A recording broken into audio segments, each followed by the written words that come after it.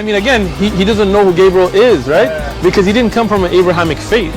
The people of Mecca were pagan. Quran is mentioned, if this book was from other than God, they would have found in it many contradictions. If a book is without contradictions, that has no bearing on whether it comes from God or not. I've had phone books that are inerrant, but I certainly don't think God gave them.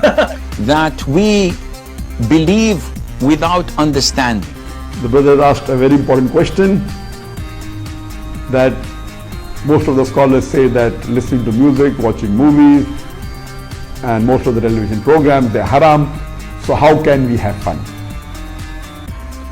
Let me tell you, brother, at the outset, that having fun is permitted in Islam as long as the fun is halal fun. That the standard narrative has holes in it. The Prophet tells us because Satan or the devil sleeps over our nostrils. Those who oversleep and not pray Fajr on time, Satan urinates in their ears. I really do think Jesus was crucified and that he really was dead and buried. He thought that he was a son of God in the sense that he was specially chosen by God. I think Jesus really did think he was going to be the Messiah, the future king of Israel. I mean, that is, after all, why they crucified him.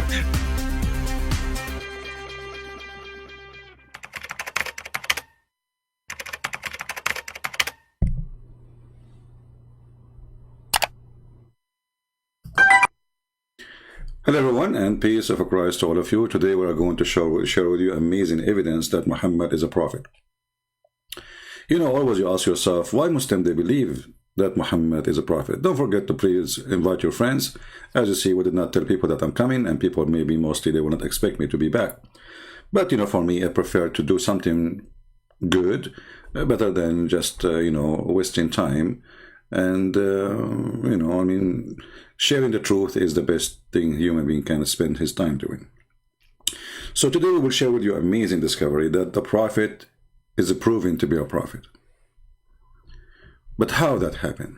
This is something you Christians don't want to see. Your parents don't want you to see it. Your family, the priest, nobody wants you to see the truth. Yes, Muhammad was a prophet, and it says here in the video title in front of me, and evidence proves that Muhammad PBUH, this is like a kind of a chemical thing in Islam, you don't understand, is a real prophet. But how that happened? What is that exactly? Let us hear together, and you will be really surprised how they discovered that he's a prophet. Talk about modern times versus old times. They just discovered a few years ago an amazing discovery. What is that? And they put it on the radio. On the radio too? I was driving home from an event in Virginia. Okay. I was falling asleep at the wheel. No way. And I came to a stoplight. I put my head on the steering wheel. My little daughter, she was saying, "Daddy, wake up. Daddy, wake up." I'm like, what? What a drama. Okay. I said, I can't. I'm going to have to pull over and stop. I'm too tired. I can't get back home. All right. So she turned the radio on all the way up, real loud. Okay. And the voice on the radio says, "Never stand up when you eat or drink." I went, huh? But what? Then he said, "Always sit down when you eat or drink." But what? Sound like Jamaat Tabligh is in town. What's that? Yeah. And then he began to explain the damage that's caused to the throat, the esophagus, hiatal hernias, damage to the stomach, the liver, spleen. He broke it down. The next 30 minutes I was driving home like, oh my God. But by the way, the Prophet Muhammad sallallahu alaihi wasallam told us about this 1400 years ago. Wow. So now, when we... I don't know why the admin is even posting the video of a Muslim so the Christian will click and go there. I mean, do you see how genius our admins here? They are posting for you the link for the Muslim video so you can go and click. Thank you, admin. That's very nice. I mean, this is what you do, right? I mean, this is what admins do. Like, you know, do you think admins in a Muslim chat, they will post Christian Prince videos so Muslims will go there? No. But the admins in Christian Prince chat, they will post the Muslim video link so people will go there. Where have you been trained, Lisa? What the heck? Anyway. Oh, man. I always hire the perfect people for the perfect job. I'm like Allah, you know, I don't do mistakes. So look what happened now. How Muhammad is not a prophet, and he said, don't drink when you are standing up. Don't drink or eat when you are standing up. How he do that? And now scientific discovery that this is really harmful. And by the way, there's many people that die because they are eating and standing up. I heard of a person, he drink when he's standing up, he die immediately. Actually, other person, he drink when he's standing up, and then he went home, he found himself looked like Christian Prince. Other person, he went home, he looked like himself, he looked like Zakir Naik. This is how severe the penalty is. You know, one of the funny things about the Mohammedan, they are obsessed with lying. He knew that not a single person is going to check what we heard the Prophet said. Is it really true, Prophet, that Muhammad was talking about health issue, or he was talking that shaitan will drink with you? And Muhammad himself, he used to drink standing up.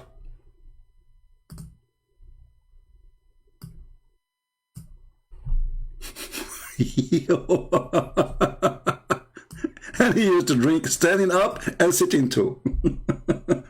But the Prophet forbid us, brother, from drinking standing up because it's harmful. Do you think Muhammad, he was mistaken when he's standing up? What do you think? Maybe Muhammad was not the same to Muhammad. Because Muhammad, he told them not to drink when you're standing up, and he himself was drinking standing up and drinking sitting down. This is the hadith in Imam Ahmed. I could not find it here in English, but it's here. We can share the link with you. It says the reason why Muhammad, he said what he said. He said, and let us zoom out. From Abu Huraira, the father of the cats, he said that the Prophet said, the Messenger of Allah, he said, he saw a man drinking standing up. So he said to him, and then the guy, he said, what's up? So he said to him, are you happy that a cat is drinking with you? What? He said, no. He said, he is drinking with you, and he is more evil than shaitan. Anybody can explain to me what is that? When the guy drink up, shaitan said a cat is drinking with him. What cat is that?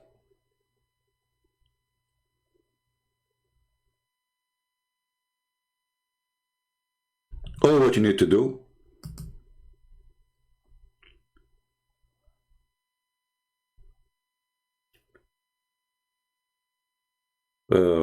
actually here there's a hadith. Before we go there, it says, we used to drink and we used to eat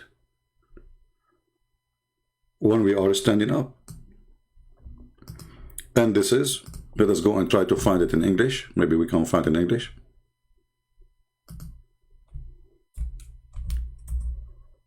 Here we go. We found it.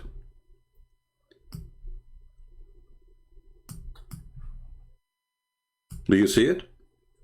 At the time of Messenger of Allah, we used to eat while walking and drink while standing up.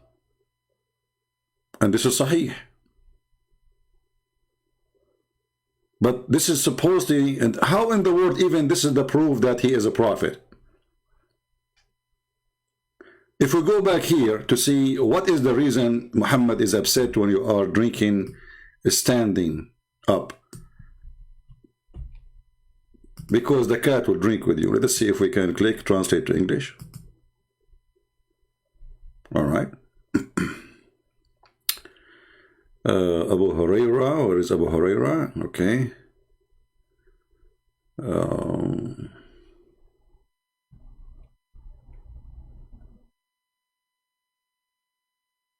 Me translation is coming very funny. Coffee? What coffee? Okay. He saw a man who was drinking while standing. He said to him, like he, like he cough, not coffee. He said, why? What's up? So he said to him, do you like a cat to drink with you? So this is the proof that Muhammad is a prophet? Or this is the proof that he's mentally ill?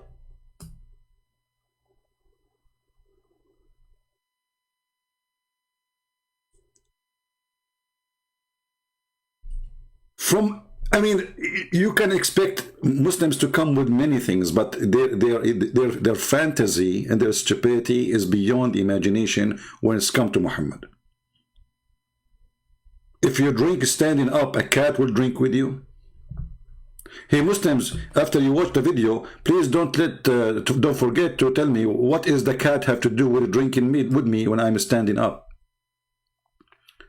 But always they do that. And as you see, Muhammad himself, he used to drink standing up, and all his companions, they drink standing up, they eat walking. When walking, by the way, it's mean you are standing up.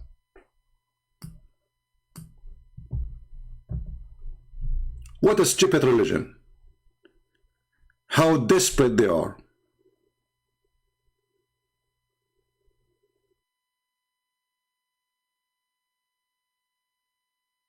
But this is remind me, you remember the guy, his name, Dr. Sabil Ahmed? This guy, he come with the amazing discovery.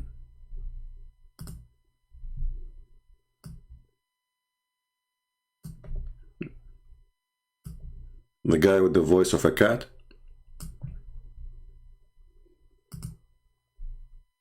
You'll be amazed to find out. I'm amazed already. Are you kidding me? So they think whatever they say, people they accept and they believe, and that's it. So look at the title: Islamic Hygiene and Modern Science. Is that true? Yes, brother. It's true. Yes, sir. When they look at the words Islam and modern science, they may be thinking, what is the connection? What is the connection? Why are we having this show, especially in these times, in the age of coronavirus? Exactly. I mean, people, they will be wondering, like, what the connection, brother? But Dr. Sabil is going to explain to you the connection. There's a lot of correction there. Okay, tell us about the connection. But in fact, inshallah, in this half an hour show, you'll be amazed to find out. I'm amazed already. Are you kidding me? That not only there is a connection, but I would say that our modern science is catching up to the Islamic hygiene, catching up to the Islamic etiquettes, Islamic solutions, preventive. Stop.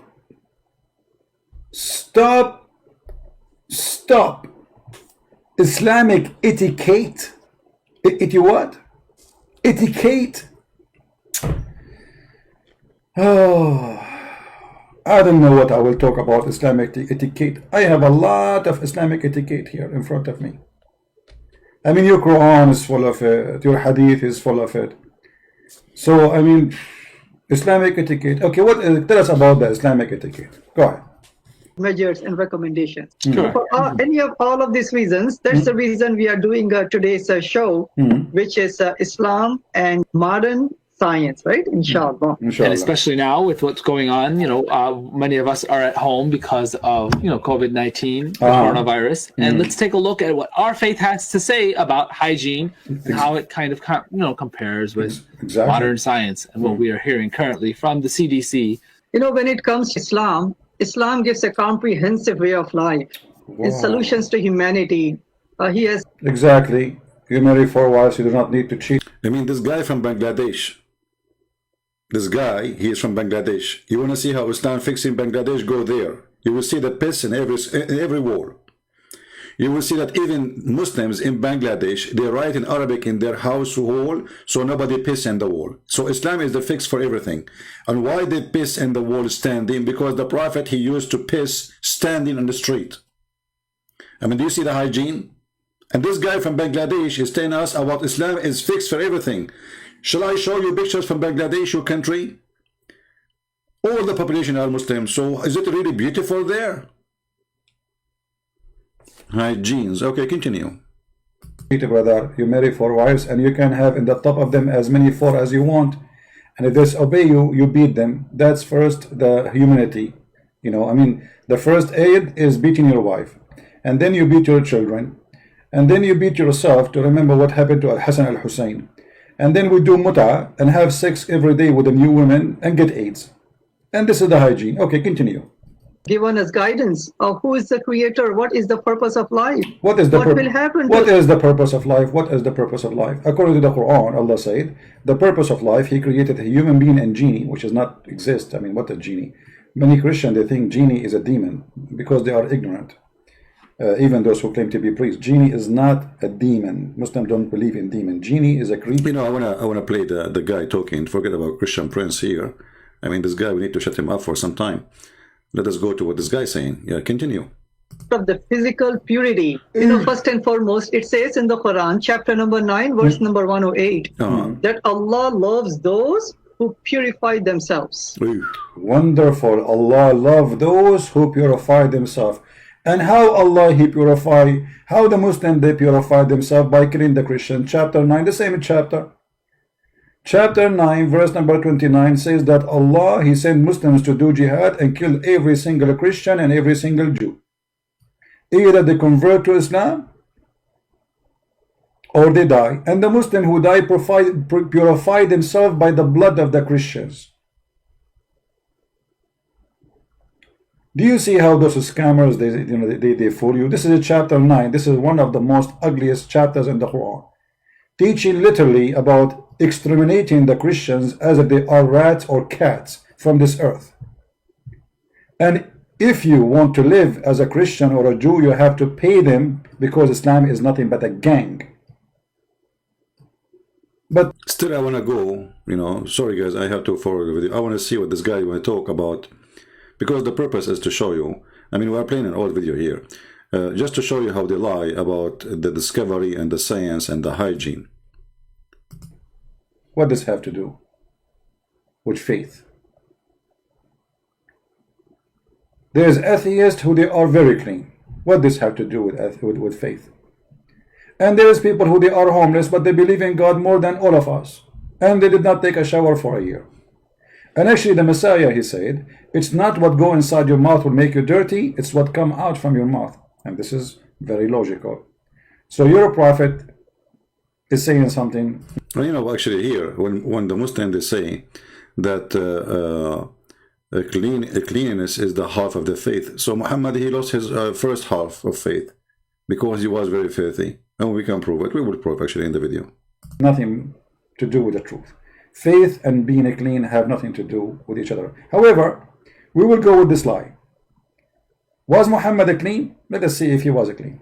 Yes, I do remember. Yeah, I do remember. me too. Cleanliness is half of the faith, right? So if you are a clean, it's half of the faith. So if you are not a clean, that's mean we strip you from your faith. Fair? Is that correct, guys? He's the one who said that. If you are not a clean, that's mean half of your faith is gone. That's horrible, because Muhammad not only wasn't a clean, Muhammad was extremely filthy. I will play a little bit, and then we will show our reference, so everybody will laugh at this madness and the lies they say. Wow, cleanliness is half of the faith. So Wow. that's how much adamant Islam is Exactly. about keeping ourselves clean. But cleanliness itself is attached to paradise. By the way, do you know why he did not give you the reference for the hadith? Because this hadith is rejected for them. He just put it there because they like it. You know, this is how hypocrite they are. When they want, they say this is da'if. When they want, they say this is strong. Right? Okay. The key to paradise is a prayer, and the key to prayer is purification. Wonderful. It's a saying of Muhammad, peace be upon him, that the key to paradise is prayer, and the key to prayer is purification. Okay, here we stop. I mean, that's it. So how the Prophet of Allah, he do purification? Okay, we will stop here. Hey, Muslims, who is willing to call me in Skype and tell me how clean your Prophet was? Who is willing to call me right now and tell me, as you heard, that half of Islam is to be clean, and the other half is a prayer. And to be able to pray, you have to clean yourself. So now, if we prove that both of them are not exist, that means Muhammad is not even a Muslim. So how Muhammad used to clean himself? Any Muslim is willing to call me? I'm logging into my Skype, and I'm waiting for the Muhammadan, any Muhammadan to text me, and you know, we will go from there.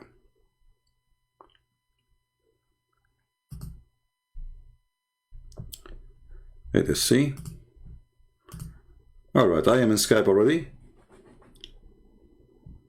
Any Muslim would like to text me and tell me how Muhammad is clean? A Muslim guy texted me, instead of saying debate me, he says date me. Let us say this, Abdul. Let us date him.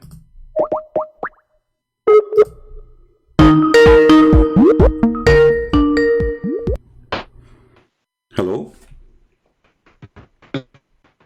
Hello?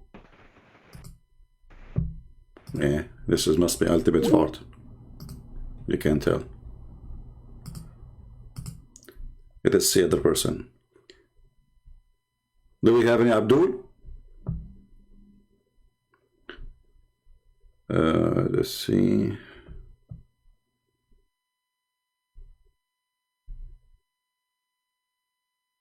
Okay.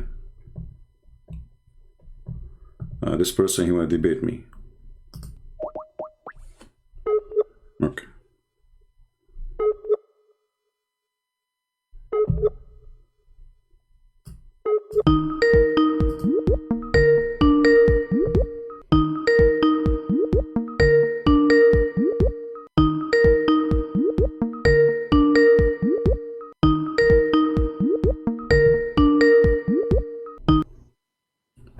Hello?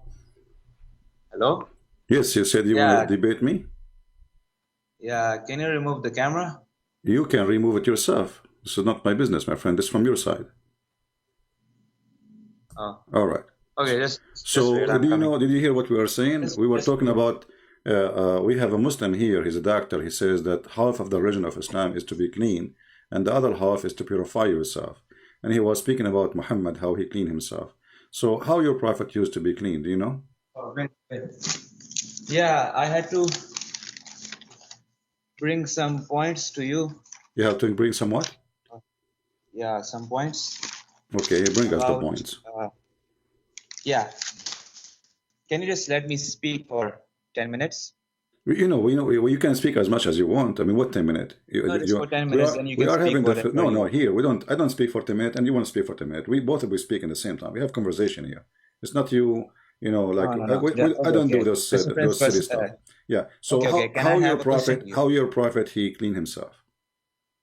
Okay. Can you? How my prophet clean? Do you clean your ass? Do you clean your penis? Do you clean your ass and penis with water? Okay, let us focus with the first one. Do you clean it? No. Let us focus on the first one. Let us focus on the first one. How your prophet clean his ass? Is it true that he used 3 rocks?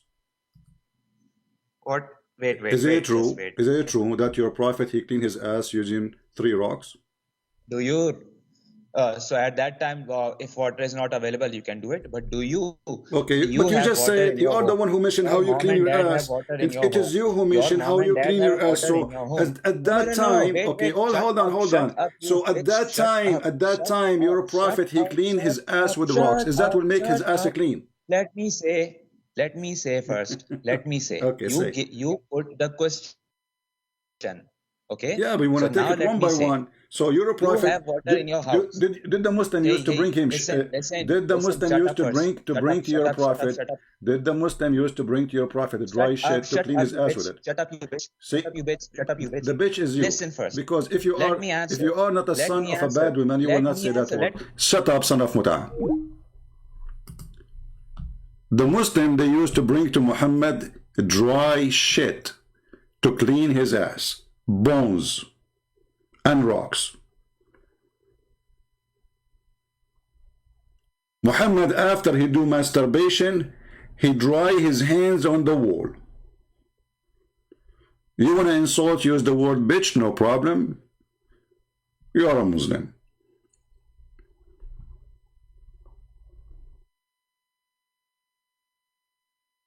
If you are a Muslim, you want to call, don't say filthy language, otherwise I will respond to you. I mean, who cares? Here we go, I will block you, go to hell. But why you lie to us? Do you clean your ass? Let us see how your prophet cleans his ass.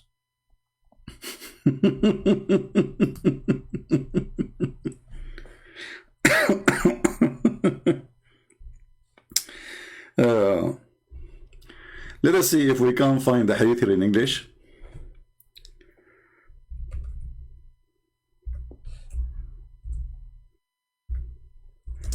This is how the prophet cleaned his ass. Let us see. Let us see here.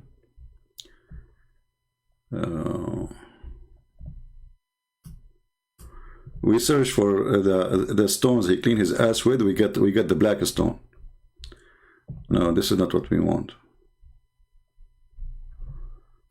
Okay, let's see.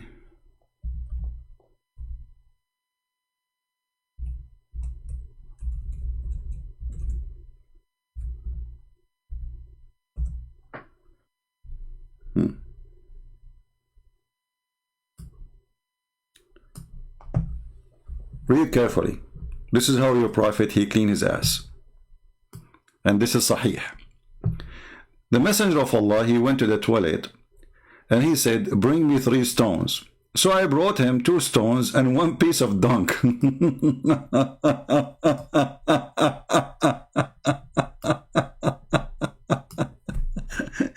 They are bringing your prophet, to your prophet, a dry shit to clean his ass with it.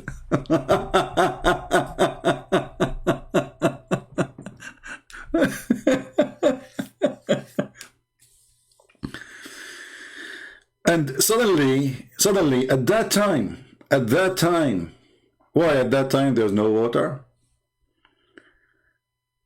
I mean, well, you know, this guy, he lived in a town. We are not talking about a guy, he was working in the desert.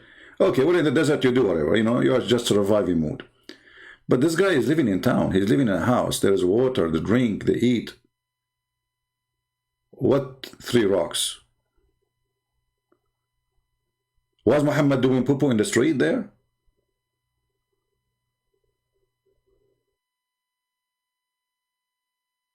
Who is a Muslim would like to call us and tell us how Muhammad used to clean himself? Any Muhammadan? So this guy was excited. He had a paper, by the way. He opened the paper. He says, can you let me, I will tell you points. This is why, you know, those Muslims, they can do good with David Wood, because David Wood, he will say, okay, you have 10 minutes. With me, you cannot do good. I will not let you get us your dunk.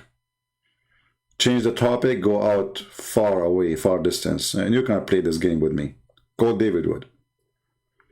David Wood, he bring a sheikh, and the sheikh, he give him 20 minutes, actually, not only 10 minutes.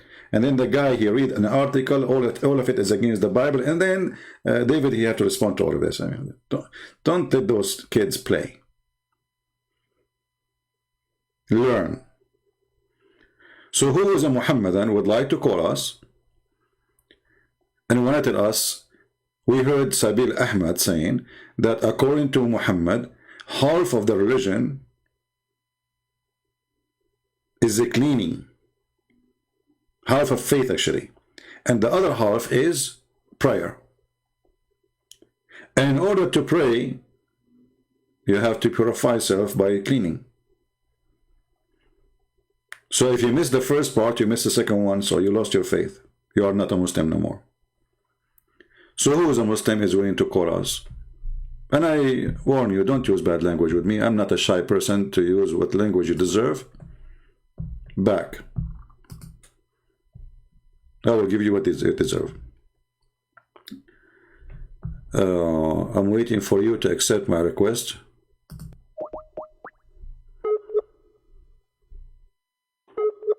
But this is like a few hours ago, so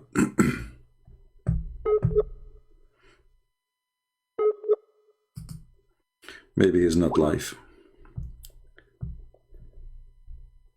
Do we have any Muslim with a call us? How Muhammad he used to clean himself? Because as you see, Muslims are desperate to find the proof that he's a prophet. And this is how he proved he's a prophet. The Prophet, he says, don't drink standing, and then we find that he drinks standing.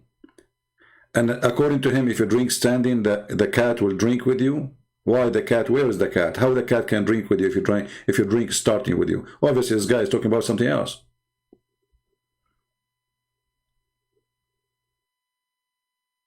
When Muhammad, he said those stupid things, obviously, he always mean either say shaitan or something supposedly evil would drink with you. This is why Muhammad, he forbid the Muslim from eating with the right hand, with the left hand. Why? Because if you eat with the left hand, shaitan eat with you.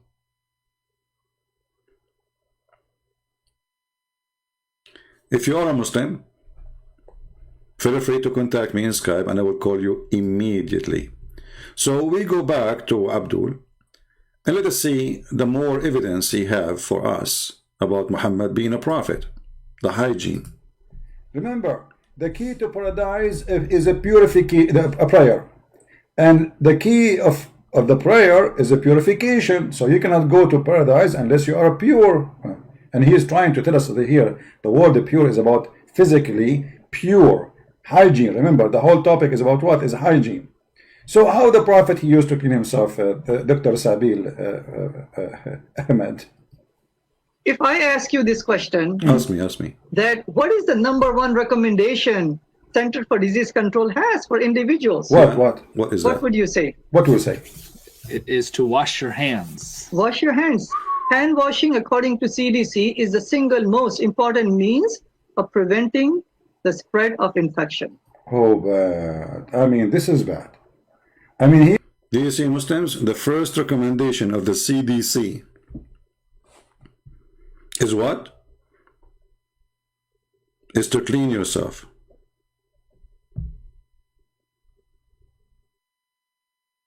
Who is a Muslim would like to tell us what he think about the Muslim speaking, praising how Muhammad clean he was? Who is a Muslim he think really that Muhammad was a clean person, not dirty, not extremely dirty? Any Muhammadan? Too bad the guy who called me is very filthy, and obviously he is not really here willing to have a conversation. He is here to insult. Any Muhammadan? Yeah, for sure. I mean, actually, when I saw this miracle, by the way, I was almost going to convert to Islam. I mean, listen to it. I did listen to it twice because I was shocked. Look at this. Listen again. We talk about modern times versus old times. Yeah. They just discovered that a few years ago. An amazing discovery. Amazing. And they put it on the radio. I was driving home from an event in Virginia. You know, hold on. If they put it on the radio, it's absolutely discovery is true.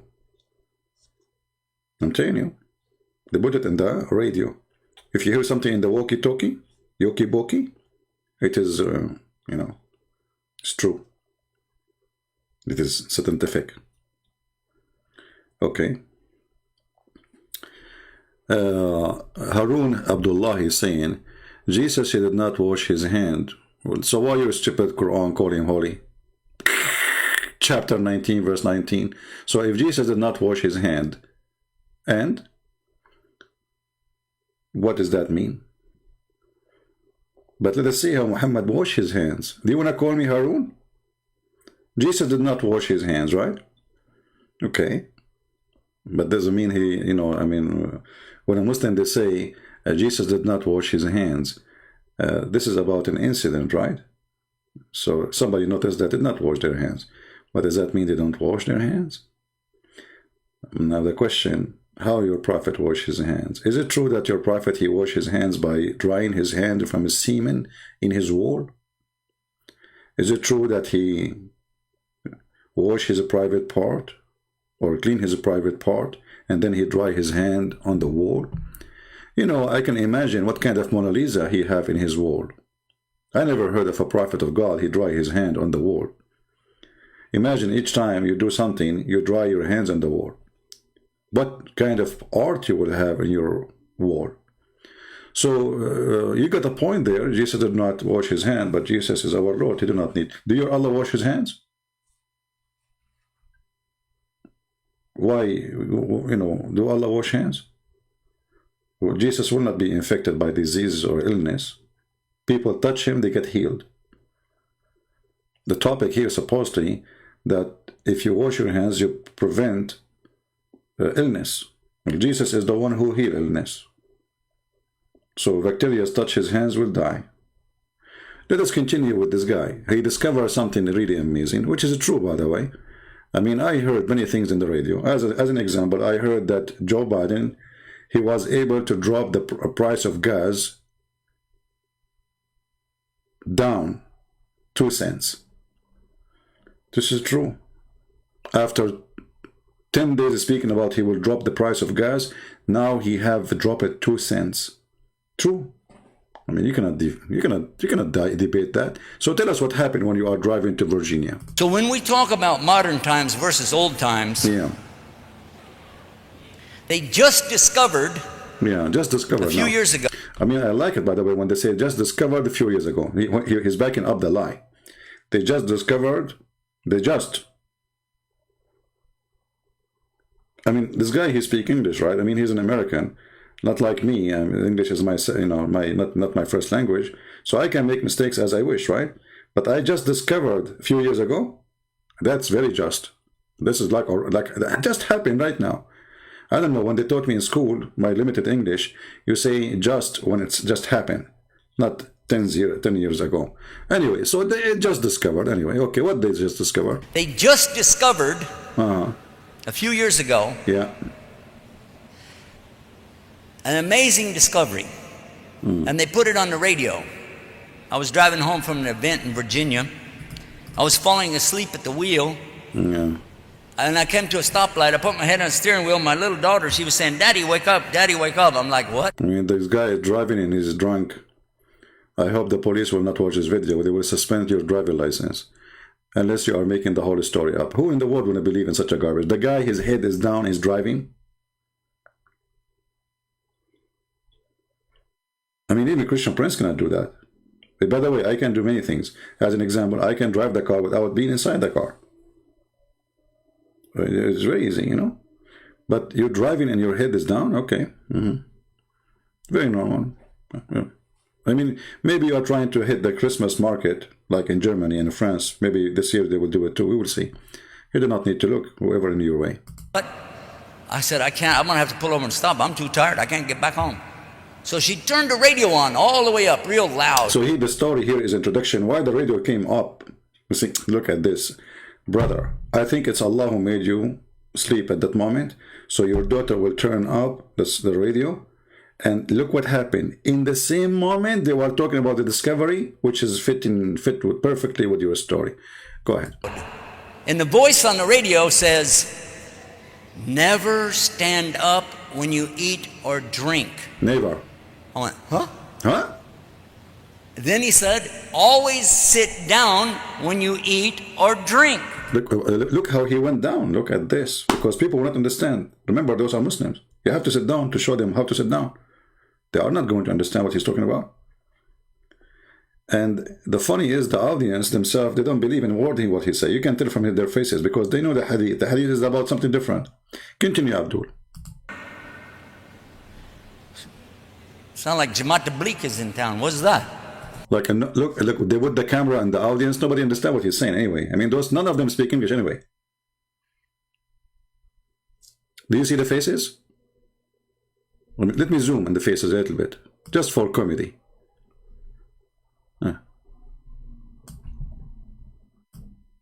Look how much. Look at this guy is big in his nose here. Do you see anyone is surprised?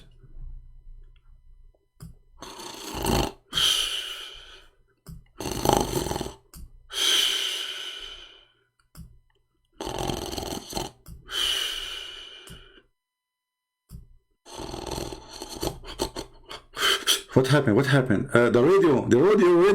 Okay, the radio. Okay, we continue. Where we stop? Okay, the radio. Okay, go ahead. And then he began to explain the damage that's caused to the throat, the esophagus, hiatal hernias, Hernias. damage to the stomach, the liver. The guy died right away. I mean, you drink standing, you are dead. Look at the damage will happen. Do you see what happened when you drink standing? You die, that's it.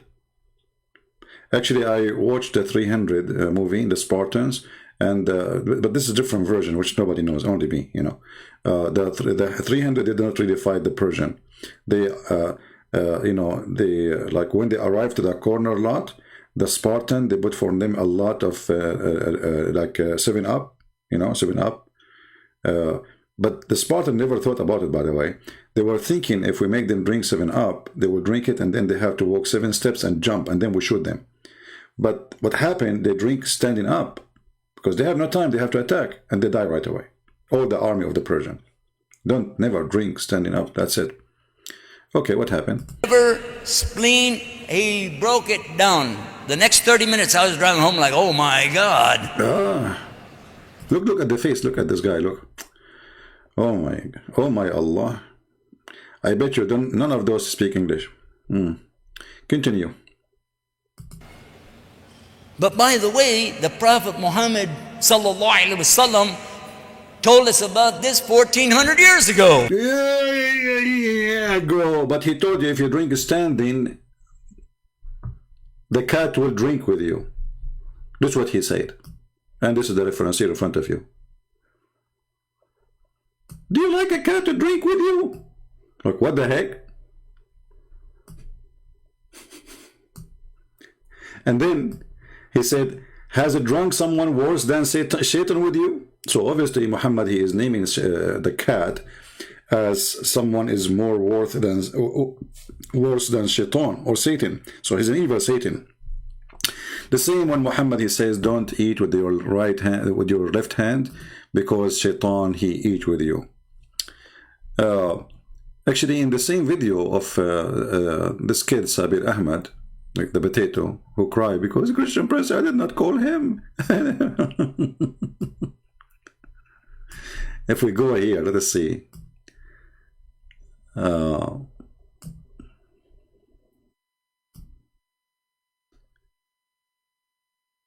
Let us go to the part.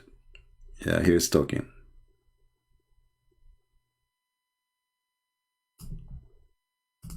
And yet those liars in their videos, they say to us, the Prophet, he says, wash your hands.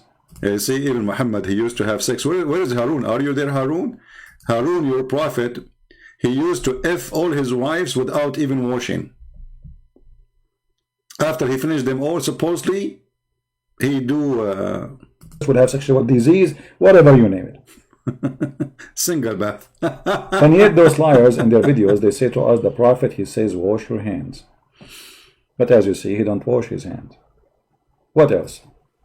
This is modern science. We know this. Yeah. According to the germ theory of infection developed in 1909, this is the recommendation that the best way to prevent the spread of germs from human to human, obviously we have to cover ourselves, and we have... Okay, hold on. Did he say cover yourself?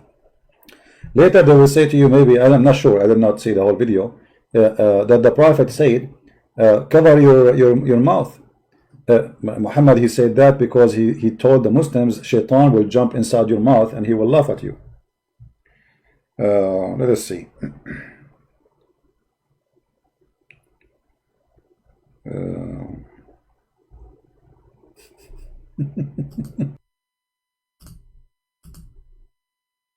Any Muslim?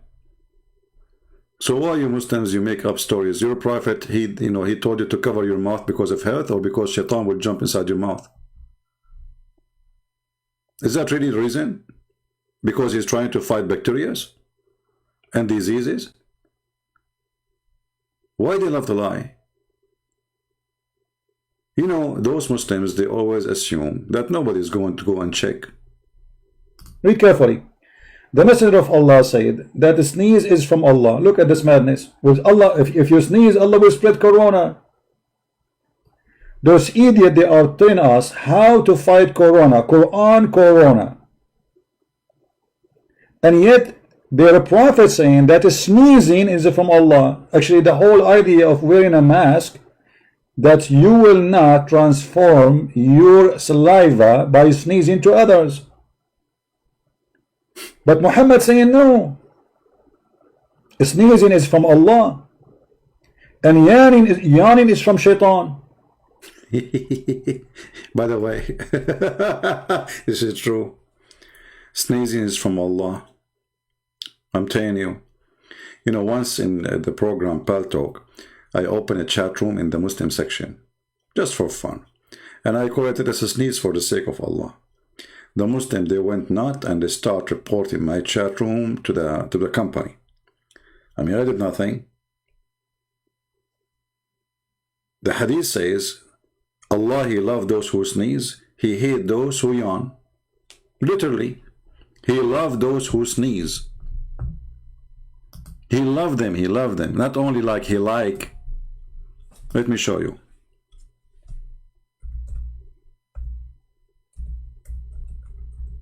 Weird God. I mean, have you ever heard of a God He likes sneezing people? Why you like them?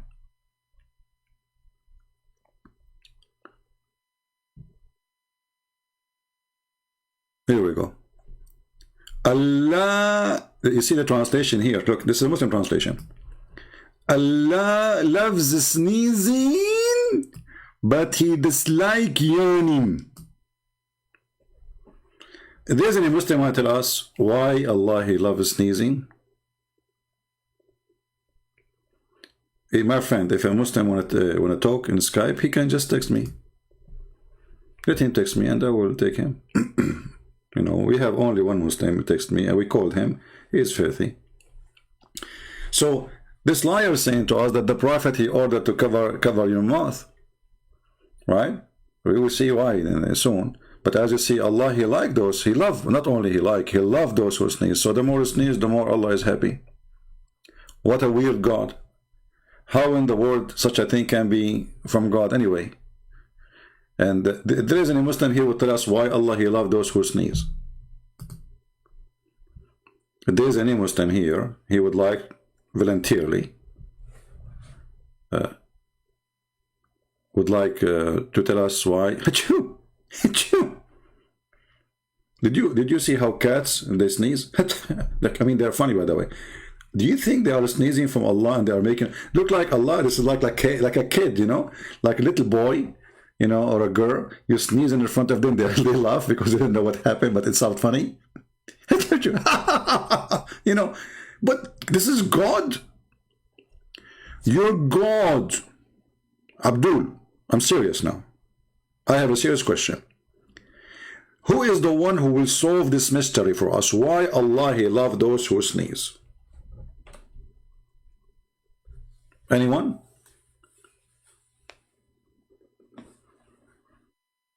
I'm waiting for the Muslims to solve this problem. Anyone? Okay, forget about anyone, you know. Any two? Who is a Muhammadan would like to explain to us a very simple thing? What's wrong with this religion? Why Allah He like you when you sneeze? Why not only He like you, He love you? So if I have a flu, Allah He love me now? And why Allah He hate those who yawn? You see that the translation says, and Allah dislike, this is a lie. It says He hate, not dislike. Here we go. In Arabic it says وَيَكْرَهُ التَّثَاؤُبْ. Yakrah in Arabic, karah is hate. وَيَكْرَهُ. See it? So this is a false translation. When they say He dislike, it doesn't say dislike, it says yakrah. So Allah He love those who sneeze and He hate those who yawn. Why? You see, this is all will prove that Muhammad is a prophet. We are talking about evidence that Muhammad is a prophet. One after one. Look how many of them.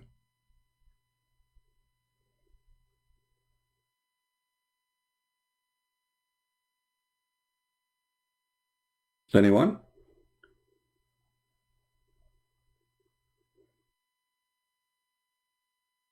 Ariane, put me back. Put you back where, my friend? You are very intelligent, Abdullah. Yeah, I remember you are the one who have no teeth. Christian, I mean, you are perfectly a great example for those who sneeze. It looked like you sneezed too much to the point you lost all your front teeth. Christian Prince, I'm the smartest Muslim after Christian Prince, do you love me? No, I don't love you. Do you sneeze? If you sneeze, I will love you. I'm Allah. I love those who sneeze. Do you sneeze? If you sneeze, you are so cute. I love you. If you don't, sorry. Hello? Abdullah? Do we have any Muhammadan have any comment? If this is the proof that Muhammad is a prophet, well, I mean, you hit the head. This is a hit in the head, by the way. I mean, look how many people convert to Islam right away. And then Muhammad, he continue explaining to you scientific facts. He says, and regarding sneezing, yawning, sorry, it is from shaitan. Okay, why? So when one of you yawn, he should try his best to stop it. Okay, why? Because shaitan, he laugh at him. Like what? Brothers and sisters, who can bring better prophet than this prophet? I mean, let us be honest here. If you do yawning, shaitan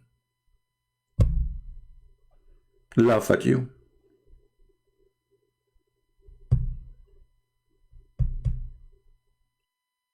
If there's a Christian in Saudi, I don't want to remember this story. There's an admin used to be in my chat room. His name is Saudi Christians. I don't know how many of you remember him. The bad thing, he became a Christian. I made him an admin in my chat room. And then they were able to find his IP and his address. And I believe he is executed already. After they arrested him, they brought him in the internet. And he was crying. And they forced him to say, I ask Allah to forgive me for what I was saying. Obviously, you can imagine what happened to him. And I believe that he was executed.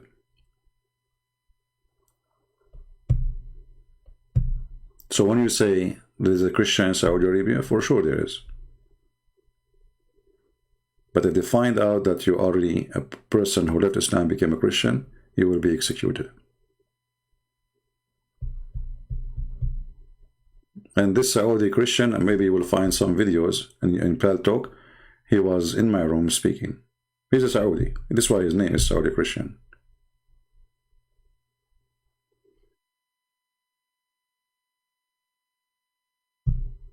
Yeah, this is why many of you do not understand that what we do here is very extremely dangerous, especially for Arab people. If you are a person, live wherever you are, it's not a big deal. But for a person who is an Arab, this is not a joke.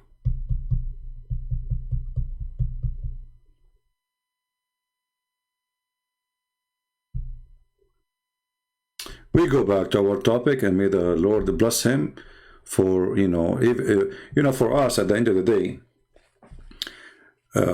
They arrested him. We do not know what did it to him, but for sure it must be horrible. But, he will not be better than all the murderer who gave their life for the truth. It's better to live as a coward or to die as a hero. I believe death is better.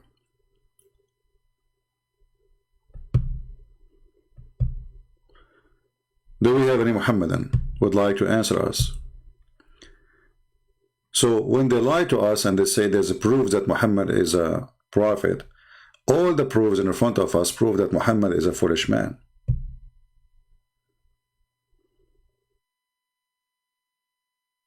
And because of this foolish man, people have to die.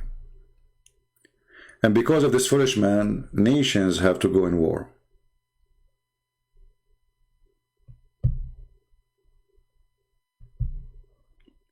Do we have any Muhammadan?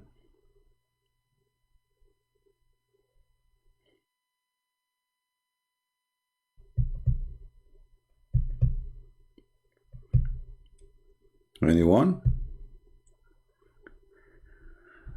You know, I'm so grateful that I was able to make not only hundreds, if I say tens of thousands of Muslims leave Islam, I'm not exaggerating. My books is translated to many, many languages.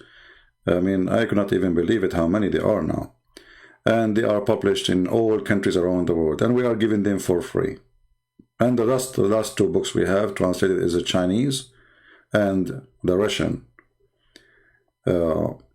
So, you know, the impact is great. And as you see, nobody dared to debate me. All of them, they make excuse.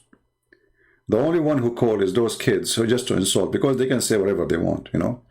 A person, he is a scholar, he knew that he will lose his career if he ever debate me. It's a career adventure.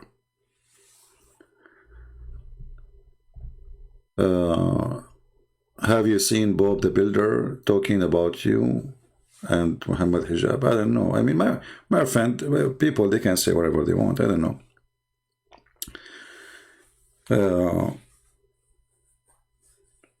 Like, you know, this guy Mimi Hijab, he can say whatever he wants because he's a kid. You know, they ask him, do Allah have hands? He say, who said so? When you are a kid, you know, you talk as a kid. You say whatever you want, and nobody will count on you. And the funny thing about Muslims, as long as you are supporting Islam, even if you are saying 1,000 lie a minute, still you are good for them, because this is satanic religion. You see, if a Christian saying something not true about Christianity in a debate, in order to win the debate, right, Christians will be very upset from this person. Muslims, they will not. Have you ever seen one Muslim making a video against Mimi Hijab because he said, who said so? If you go right now to YouTube and search Allah have hands, you will find even the guy, his name is Fifi himself, he have a video debating with a Muslim, proving to him that Allah have hands. Why this guy did not make a video for Mimi Hijab saying to him, shame on you, what are you talking about? Because they cover up to each other.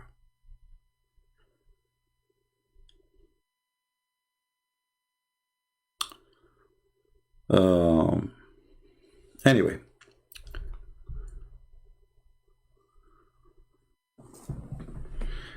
Yeah. Do we have any Muslim would like to call us? Is this topic really, I mean, embarrassment, Muslims? But there is something wrong? Why Muslims are not proud about their prophet?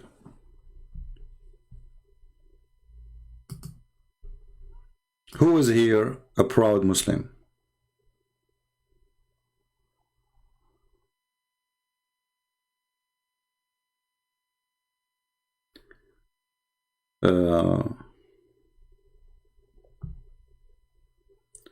Somebody saying he's a Muslim, he's sending me a text in Skype, he's saying, hey Christian Prince, how can you say that the Quran was stolen while Christians stole the Old Testament? Where does Isaiah 53 say Jesus is the Messiah, Son of God? First of all, my friend, we as a Christians, we accept the Old Testament as a book, and this book is independent by itself. That's why we call it Old Testament. So how we store it, you idiot? Secondly, if you say that there's a prophecy and you think it's not there about Jesus, let us say the whole book of Isaiah does not exist. Still, that will not change anything. You are just desperate. You Muslim, you find Isaiah, you found your prophet Muhammad in Isaiah, but his name is not there. And you have no complaint. Why? Because you are a hypocrite. And you need to remember that all the one who accepted Jesus, all the disciples, they were Jews. So how come the Jews, they did not find that Jesus? There is one thing all the Christians need to remember, that everything we receive is coming through believers who they were Jews. Did you see where the Jews says to Jesus, you are not there? Did you see a Jew saying to Jesus, prove to us that you are the Messiah? Or question even?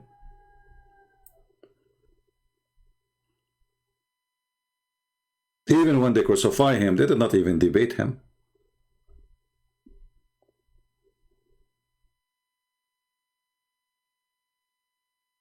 But if you go to Isaiah, this is how you finish you are.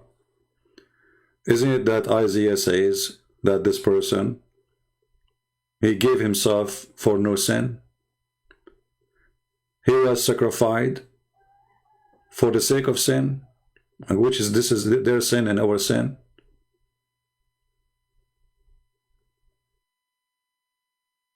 In his mouth there is no lies.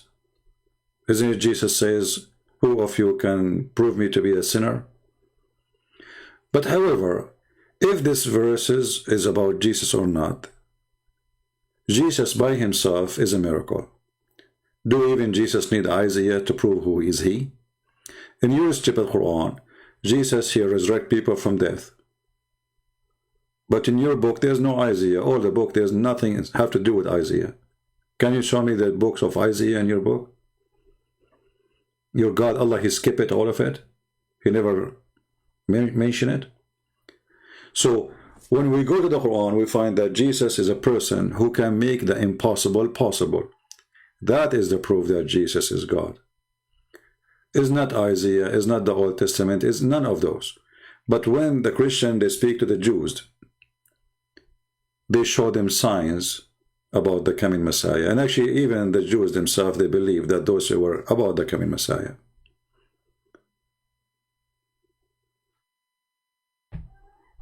Do we have any Abdul?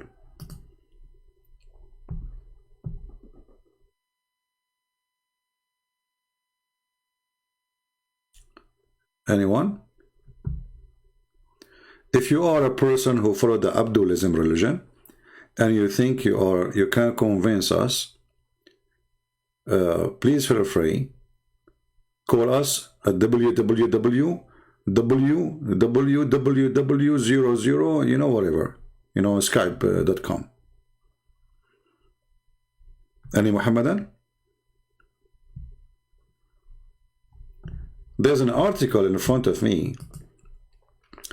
10 proofs that Muhammad was a prophet. I mean, there's 10. I'm so upset. Only 10.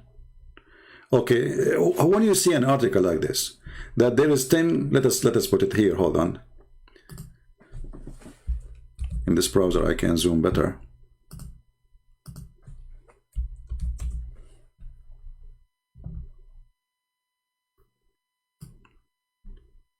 So Muslims, 10 proofs proving that Muhammad is a prophet. What will come to your mind as a Muslim? First proof, what is that? Who is a Muslim can help me? What is the first proof can come to your mind that Muhammad will be a prophet? You believe it or not, read with me carefully. Muhammad could not read and write. Like, this is the proof. The proof that Muhammad is a prophet, that he's an idiot.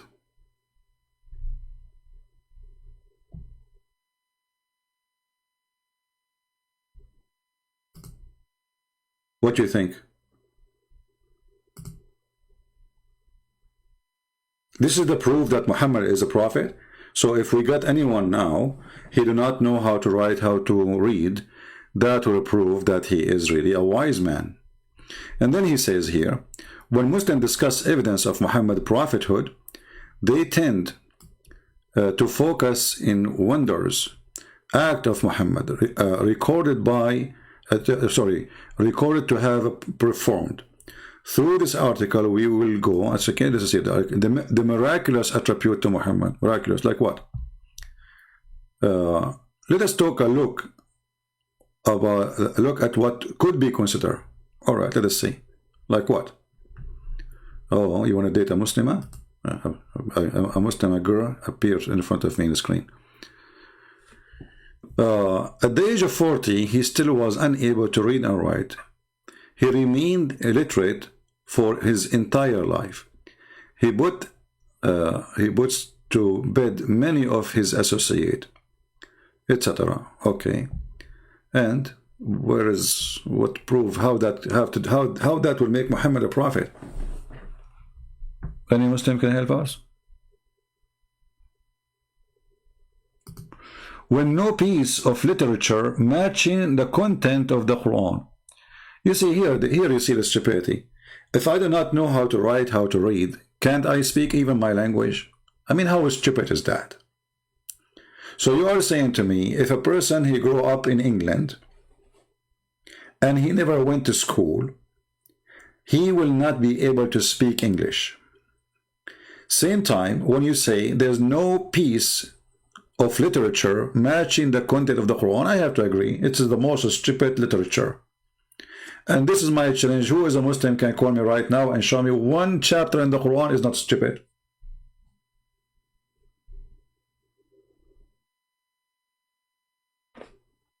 Anyone?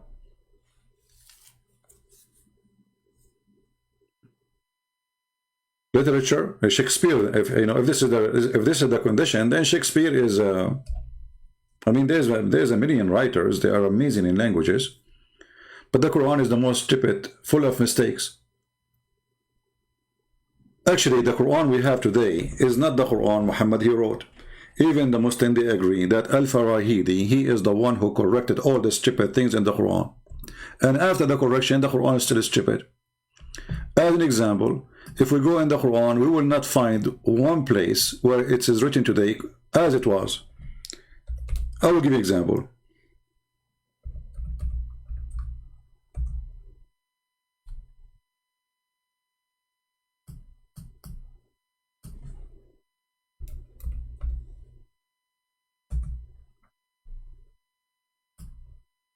Chapter 2, verse number 29. Here it says Samawat. In the original Quran, there is no Samawat. But why? How it became Samawat? Because the one who read the Quran, Al-Farahidi, he said to himself, what in the heck is that? Sab'u Samud? The original word here in front of us is Samud. There is no Samawat. This is the correction of Al-Farahidi, and you can check. He is the one who changed. This is an example of hundreds of errors in the Quran. All those are a correction. How we write the word Samawat? Let us take this one. There is no Samawat in the Quran. Let us zoom in here.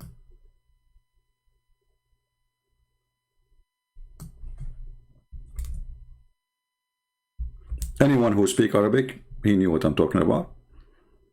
You see, all of those is Samawat. He keep repeating the same word, but not a single time in the original Quran this word exists. What exists in the Quran is Samud. Let us write it on the screen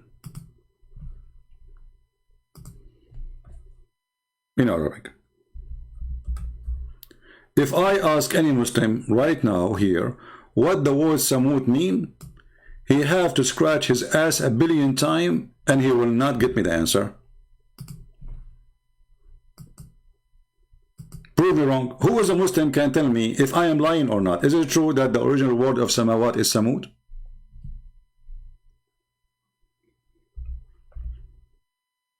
Any Muslim? How the word Samud became Samawat? Hey, Mr. Jihad, how are you? Hello, Christian Prince. How are you, my friend? Jihad, you speak Arabic, right? Intermediate. Well, what I'm going to tell you is that why would you say that the Quran is stupid? Well, okay, here we go. I will just change the I mean, why would you say such a thing? Okay. And also, a lot of your arguments are repeat. You know, you just keep on bringing the same arguments over and over again. Like, give me something new. So should I create for you a new Quran? What I should do? What do you think? I mean, you know, you keep on saying the same stuff over and over again. Okay, have you ever heard of what I said now about Samud? You have a playbook. Have you ever heard? You have a playbook on repeat. Hold on, Jihad. Have you ever heard this before from anyone in your life that the word Samawat, it is not Samawat, is Samud? Be honest with me. Say that again. I didn't understand. You understand? Okay. I didn't understand. Okay, listen, because you are talking, you don't let me talk. We are talking at the same time. So you said, I repeat myself. I'm saying to you, have you ever heard from anyone in your entire life, you are a Muslim all your life, and you are a growing man, have you ever heard someone saying to you that the word samawat in the Quran is not exist, the true word is samud?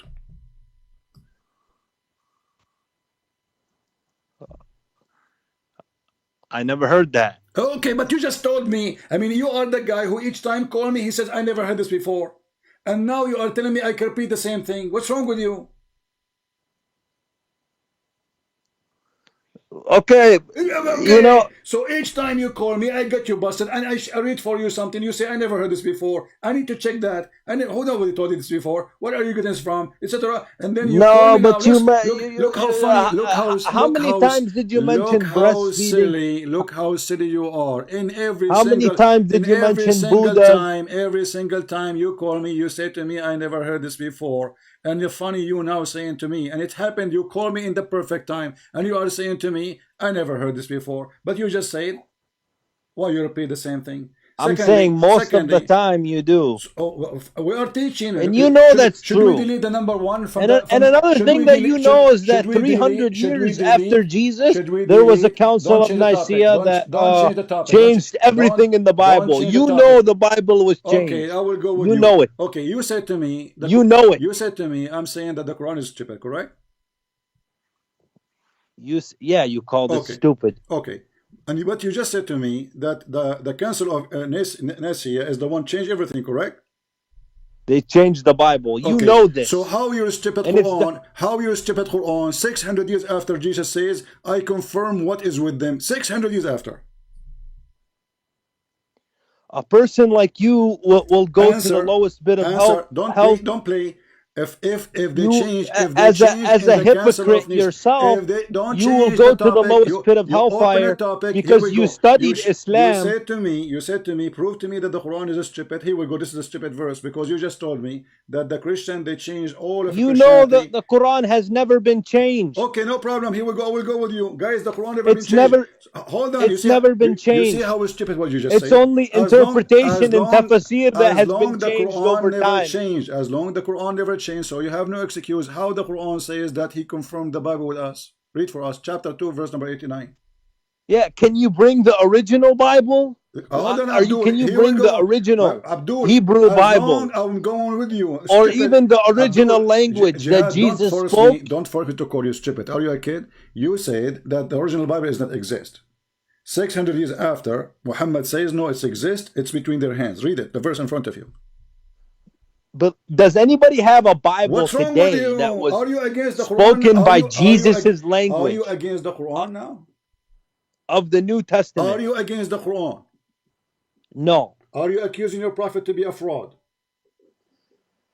That verse is in reference to the original Bible. Exactly. Had they kept the laws, did you hear it? had in they, reference to the original if Bible, they kept the same laws, Abdul, it says what that were given to the children of Israel. Abdul, it says what is with them. So you just said referring to the original Bible. So the original Bible exists 600 years after Jesus, and it is with them. Read the verse. What was with them between not their what hands? Was, not what was, what is with them. Read it carefully. Don't go blind. Are you the part of the Caribbean? You have one eye? You are a hypocrite. Read it. You know that? Read it, Abdul. Read it. You are a person. Read it. Don't be a potato. You are a person. Read it and don't be a potato. You are the one who opened the topic, so your Quran is stupid. You said to me, show me where Quran is stupid. Here we go. This is stupid. You know what? I already provided my answer. What is your answer? My answer is that verse is in reference to the original scriptures. Okay, I'm going with the ones that existed I agree before with you. they got corrupted. The original book, but it says what is with them. So that the original book. This is 600 years after Jesus.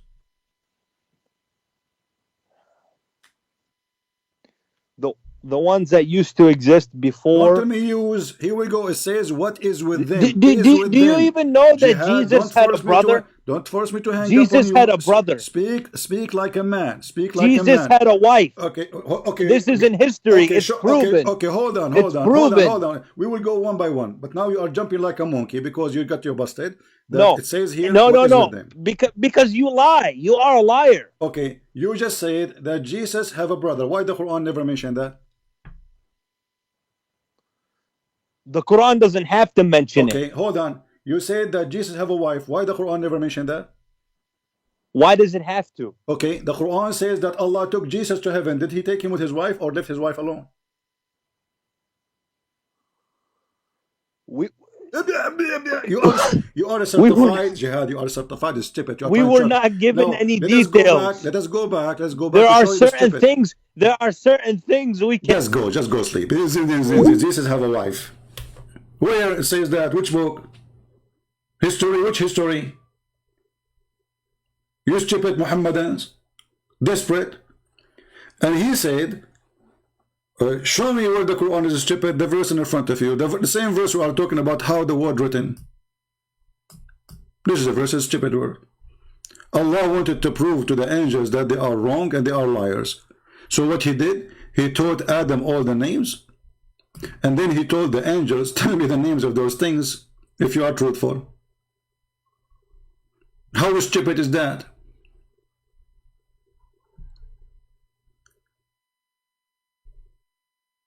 How stupid is that? Because if I prove to them that I know what they know not, they should be the opposite. If I prove to them that I know the unseen, I should say to the angel, okay, go and name those things, give them names of your own. Don't tell me, don't share with me. Come back and ask me the names, and I will tell you. What happened, Allah, he named the cat Susu, the dog Fufu, and the elephant Mimi.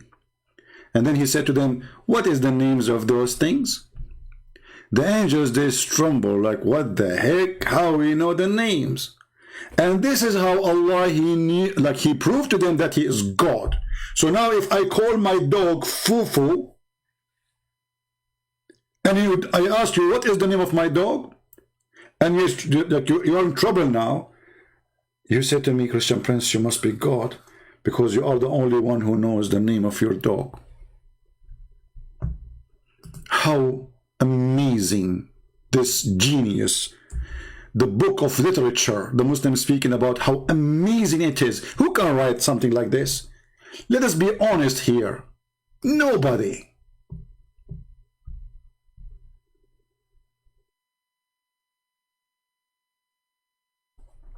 This is God. This is how God, he proved that he is God. And God, he accused the angels to be false, to be liars. According to the chapter in the Quran, chapter 2, verse number 31, saying that all the angels are fraud. All of them, not a single one of them. Read the verse carefully. Tell me the names of these if you are truthful. They could not tell the names of those things, they are truthful. So the Muslim, in order to avoid the stupidity of his book, he jumped like a monkey from a place to place. Jesus suddenly have a wife. Is that from your book? History. Which history? Antichrist people making movies?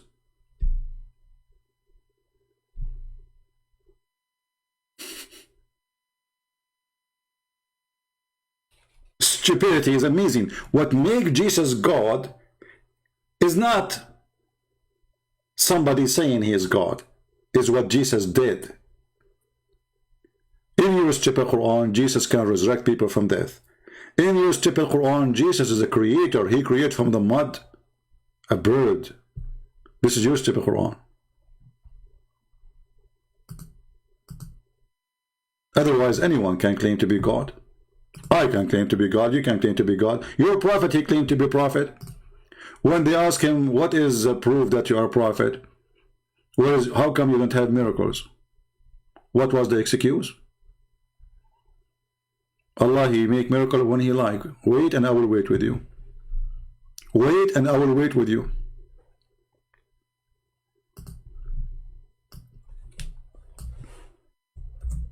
Are you still waiting?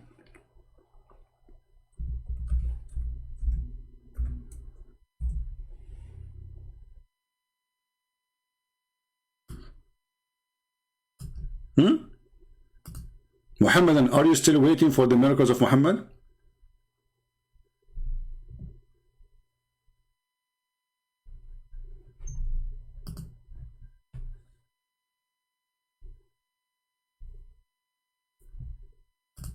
Read and love. They say, why not a sign sent down to him from his Lord? What is the answer? The unseen is from Allah. What the heck? What does this have to do? They are saying, how come he have no miracle? And then he said to them, Allah said to them, wait and I will wait with you.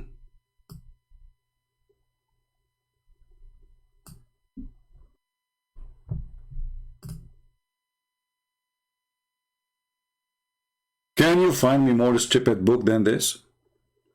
So the answer of the stupidity of the Quran is to say Jesus have a wife. This is how stupid this religion is. The stupidity is amazing. The guy, each time he called me, he says to me, I never heard this before, and now he is saying to me, you repeat the same thing.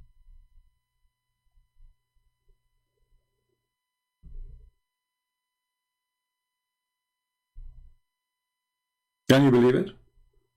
Each time he called me, he says, how come I never heard this before? Each time, not a single time.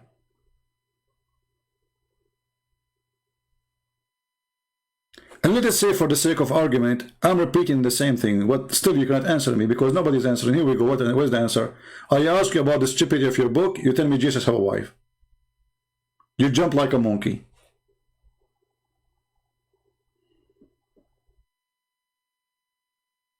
What is the verse confirm the Bible? All of them. There's tons of them. I just showed you one. But one is more than enough. Who said there's only a verse? There's tons. And the Muslim, they try to change the translation. They try to hide it.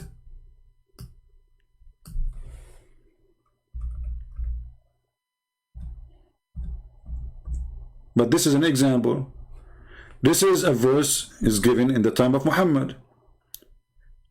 Chapter 2, verse number 89, chapter 2, verse number 91, chapter 2, verse 101, chapter 2, verse 213.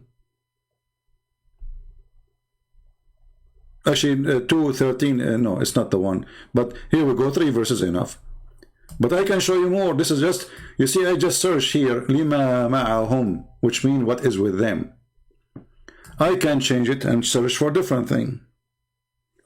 Bayna yadayhim. Between their hands. Look what will happen. مصدقا لما بين يديه. Approving what is between his hands.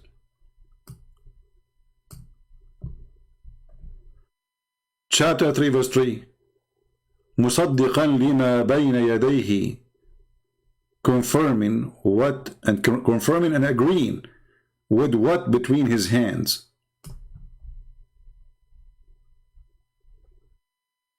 Here this is about Isa, supposedly. مُصَدِّقًا لِمَا بَيْنَ يَدَيْهِ, confirming what is between his hands, which means the Torah. Do you see it? It's all over the Quran. Look how many verses. All of them, they confirm the Bible.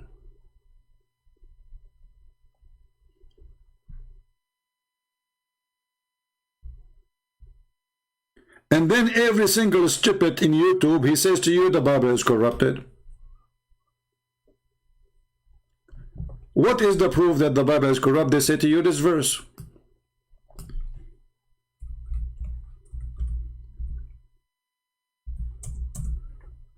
Read and laugh.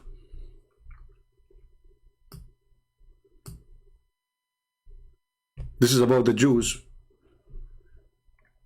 And what it says is not about really corruption. It says displace the word from their point.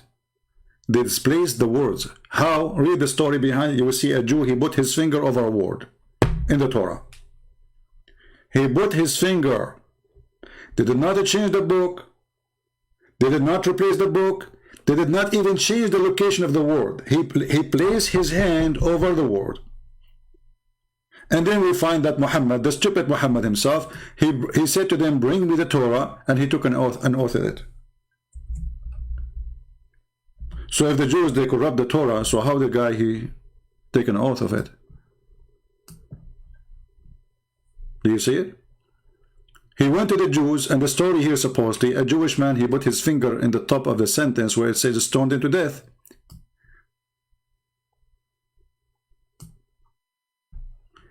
And Muhammad, he says, bring me the Torah. They brought him the Torah.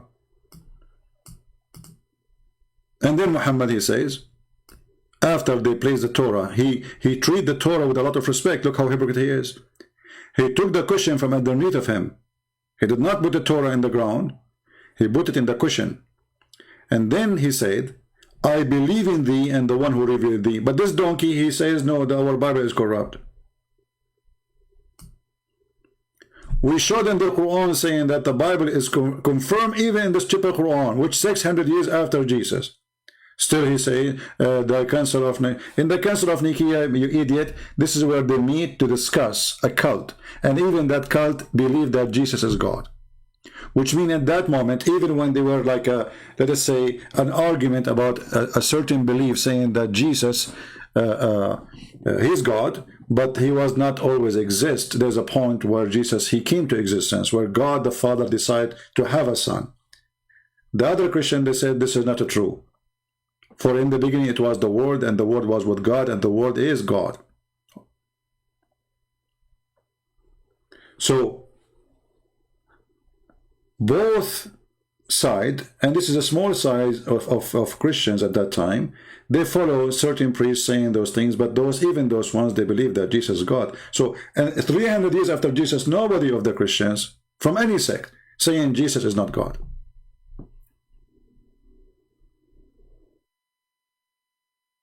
And about saying that Jesus have a wife, prove it to us. Not in your book, not in our book. Anything else doesn't count. Same time, your God, Allah, have a wife. Isn't it Allah, he said in the Quran, if Allah, he wanted to take a girlfriend, he will take it from ourselves?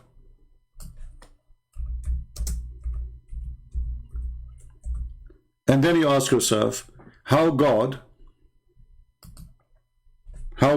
he will take a wife from ourselves. You see, I'm not going to question how he'd take a wife. I'm not going to question that. I will say that God is capable, you know, if he decides to take a wife, no problem. But the problem here, it says, from ourselves. So how the Muslim, they say, Allah is one, and then Allah, we found that Allah is many. To the point, there's many like Allah. There's many Allah. Allah, he cannot marry himself. As you see, he will say, if I want to take a part-time fun, and this is the word, by the way, pastime, this is translation for the word lahu. Islam is an insult to women, so that the point they call women lahu. Lahu means fun. Can you believe it? Not a wife. He did not say the word wife. He says fun. Women for fun. A whore. So if we want to take a woman for fun, in the Muslim translation line saying it is a wife. That is a lie. Nowhere it says the word wife. If we want to take a woman for fun, a whore, we will take her surely from us. Us who?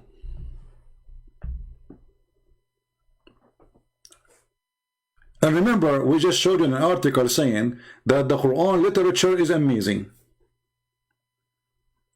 Not only the Arabic is stupid, not only they needed many to correct the Quran, including even Persian. Persian people, they corrected the Quran, the grammar of the Quran.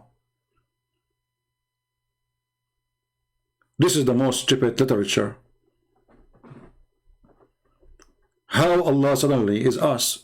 If you see the Muslim always they say when Allah he say we, he meant majestic. But this is stupid. Why Allah he want to make himself majestic by using the language? That is stupid. If he is one, he is one. That will not put him down if he is saying I. What kind of logic? Allah keeps saying we. And the Muslim, they make it more stupid. They say Allah, he say we because he is, it's more suitable to Allah to call himself we, like a king. But this is stupid to compare a God to a little king. little king who need to add we to make himself powerful.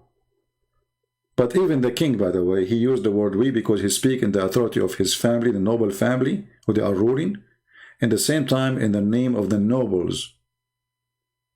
This is how he got the authority. So when he say we the king, which mean me the king and the rest who made me the king, we say this. Allah is one, so why he say we? Here is different story. Actually, in the same sentence you will see, if we were going, do you see, just right away it says, if we who? Do you see it? So he will take a wife from us if we. We could, do you see the word we? Look how many times the word we appear. We could surely have taken it from us. So the Muslim, they can solve the first we. What they will do with us?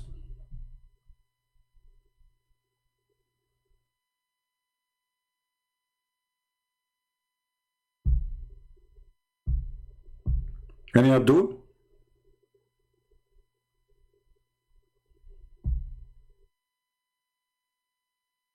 And if the word we is more suitable to Allah, Allah, he feel better with it, that means Allah is not confident. He think that if I say I, he is not really describing himself well. So we need to give a fake we, because this is fake, unless he is truly many. So how a fake we can make a true God? If the God of the Bible says us, well, the Christian, they believe in the Father, the Son, the Holy Spirit, one God. The person, you see in English they say the word person, but in the correct word, like in Arabic we say uqnoom. I'm not sure what the equal word for it in English. I believe that the word person is not really a good description, but as you know, English is not my first language. Any Muslim can help us?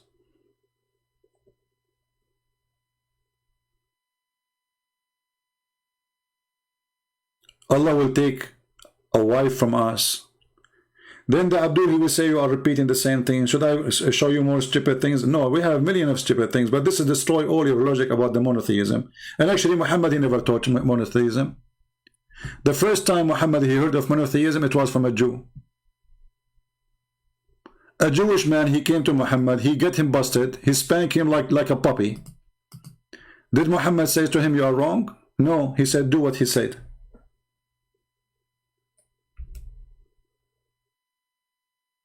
Do as he said. From now on, do as he say. Read and love. This is a Jewish rabbi, came to Muhammad and he said, what's wrong with you Muslims? You are a mushrikeen. Read carefully. You are setting up a rival to Allah, between two brackets, he did not say Allah, and associating other with him. With who? God. You say whatever Allah wills and you will, and you say by the Kaaba. Muhammad, he swear by the Kaaba. So the Prophet, look what happened. Did the Prophet debate him? Did the Prophet say, oh, I am a prophet, I know better than you? No, he agreed. He did not even say a word to the Jew. He was sitting like a chicken. So the Prophet commanded them, if they wanted to swear an oath, to say by the Lord of the Kaaba, and to say whatever Allah wills and what you will. Do you see it? What this story confirmed, that if this Jew did not pass by and school and spank Muhammad and leave 5 fingers in his ass, Muhammad until now is saying the same thing. Do you see it? So when they lie, they say that we Muslims, we are people of monotheism. You are not. You see, if Muhammad is a prophet, shouldn't Allah correct Muhammad? A Jew is walking by correcting a prophet of God? Habibi Jack Shalom, Habibi Jack Shalom. Tell Habibi Muhammad, tell him that he is a stupid idiot. He is not a monotheism person. Do you see it?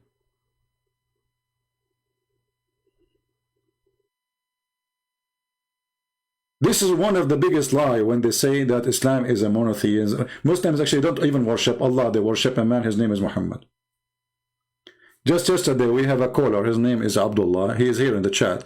He says Allah, he created the whole world for the sake of Muhammad.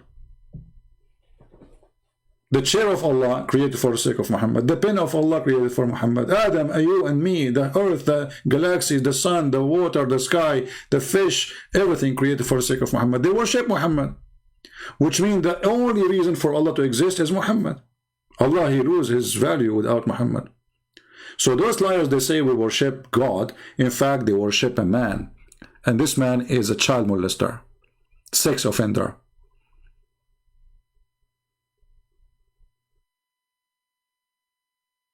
Who is of you here is first time? I have a slow text moving because, you know, we experience sometimes people come in and flooding the chat. If you are here first time, if you don't mind, you can leave a comment later in the chat and in the comment section and tell us that you are first time and what you think about what we do. And if you like to tell us where from, you are welcome. Unless that is something you don't like to share. Yeah, Allah, he sent a Jew. Allah, he sent a Jew to correct the stupid Abdul, Muhammad. Going back to the topic. So a Muslim, he was driving his car. An evidence. Look at the title. An evidence proves that Muhammad is a real prophet. What those people eat for lunch. Those who defend Muhammad, are they suffering from brain damage? The proof that Muhammad is a prophet because he said don't eat standing up and sitting down, and later we find that Muhammad, he was eating and sitting down and eating and walking too. So when we talk about modern times versus old times, they just discovered a few years ago an amazing discovery.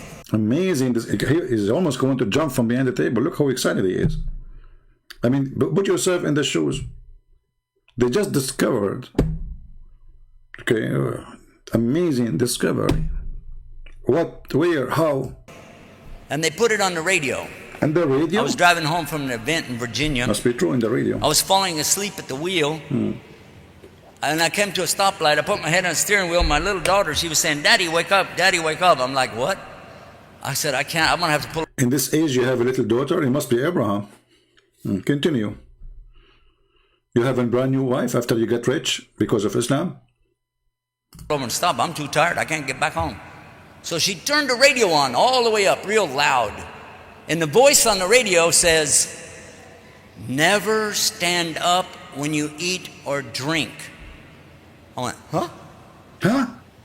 Then he said, always sit down when you eat. He said, always sit down when you eat or drink.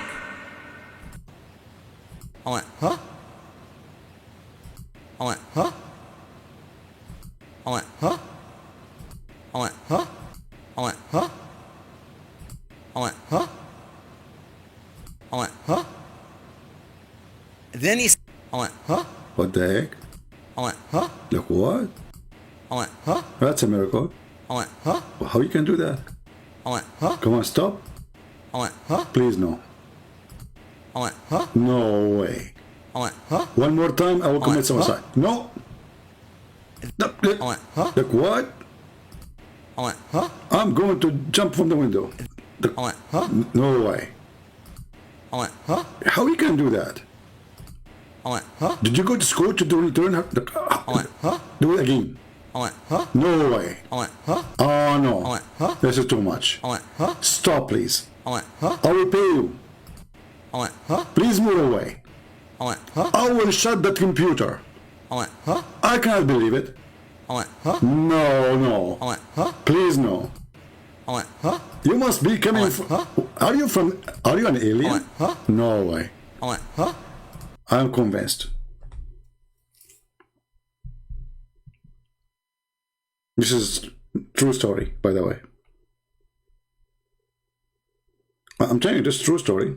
You like it, you don't like it, it's up to you. I don't know, but this is a true story. I challenge you, if any of you can do the same move, all of you Christians. You drive your car, you open the radio, you hear something amazing about Jesus, you do like, what? Can you do that? No, you cannot. Then he said,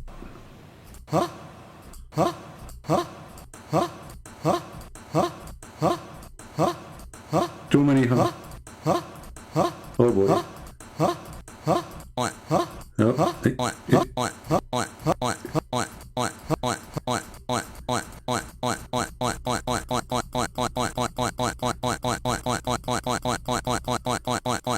Keep going, keep going.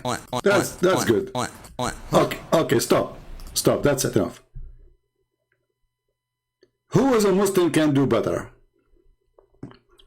Until now, everything you said to us is funny and stupid. Your prophet says don't eat standing and sitting, because if you drink standing, shaitan will, the cat will drink with you, which is very stupid and funny. Nobody can do that. It is from radio station, yeah. I mean, it's from radio station. Come on. Yeah. Radio station says that. Do we have any Abdul? The Christian press, you are repeating the same thing. This is the first time I hear this.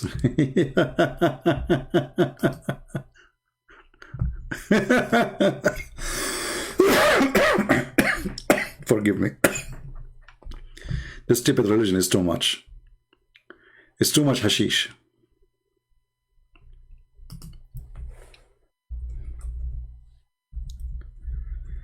By the way, soon we will publish 6 in Allah, variant number 2 in Russian. And again for free, as usual. Alright? Do we have any Muhammadan? So this is the proof that Muhammad is a prophet. Desperately, Muhammad, he cannot read and write. Actually, this is a proof that Muhammad is an idiot, because I can teach Muhammad how to read, how to write in 10 days. For a very simple reason, you speak Arabic already. Learning how to write, how to read is very easy then.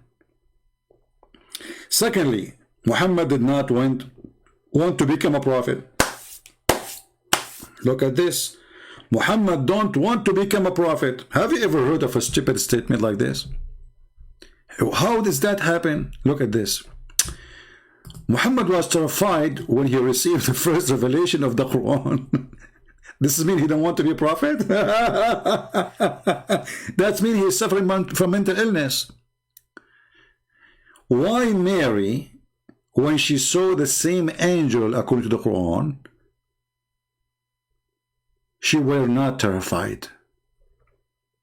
And she is a female. And why she did not run away? And by the way, why the angel did not squeeze her?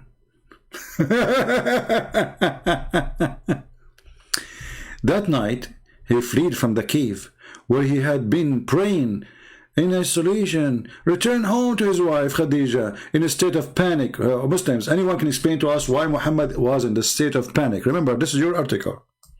Why somebody, he just received a message from God, he is going crazy? Isn't it this is a proof that Muhammad is mentally ill? Actually, if we go to the same story where they are trying to read for us from, you will see that the same story repeat or report that Muhammad, he tried to commit suicide many times. Is that true, Muslims? Obviously, Muhammad is mentally ill. You see, a person a person he commit suicide.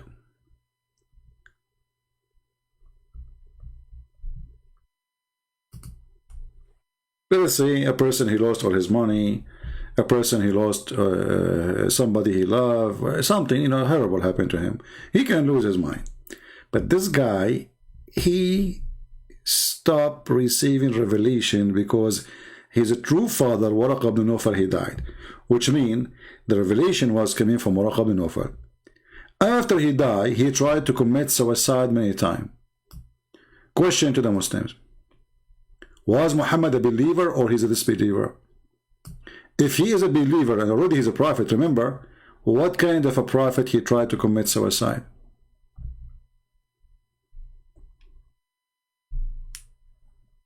Any Muslim?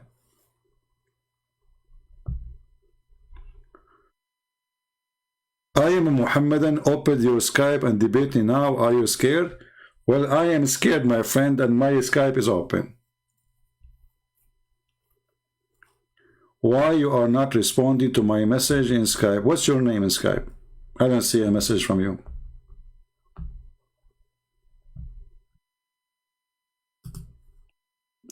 What is your name in Skype?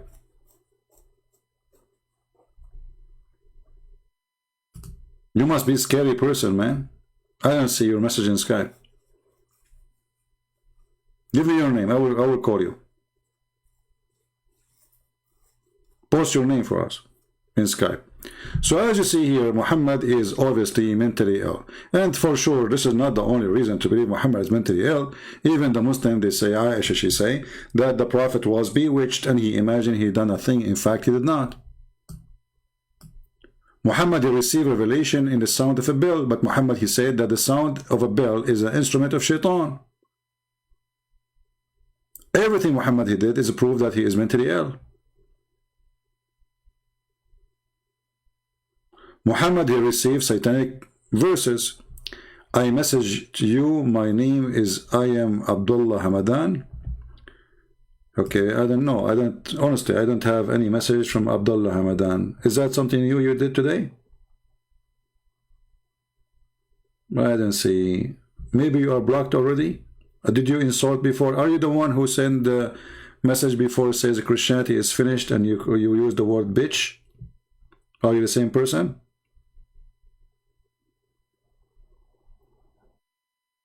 Because I didn't see you here. But anyway, give me the Skype exactly address, post it, and I will search you in Skype and I will find you. And we will have a good time with you.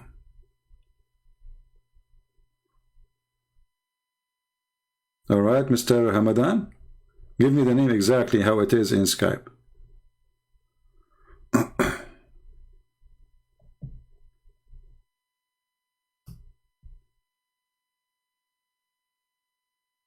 Is it Abdullah Hamadan? As it is?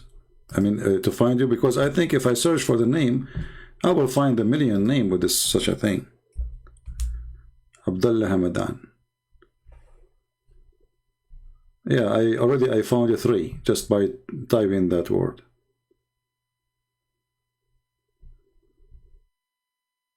So which one is you? Actually, if I click at people, I will find like 10,000 people, they have the same name. Give me the exact Skype so we can, you know, find you.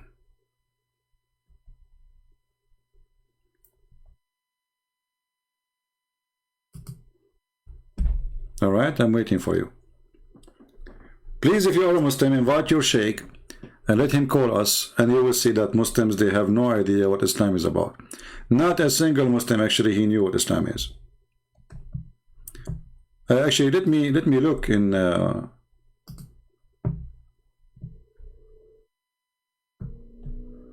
Give me a second to see if we can find this guy.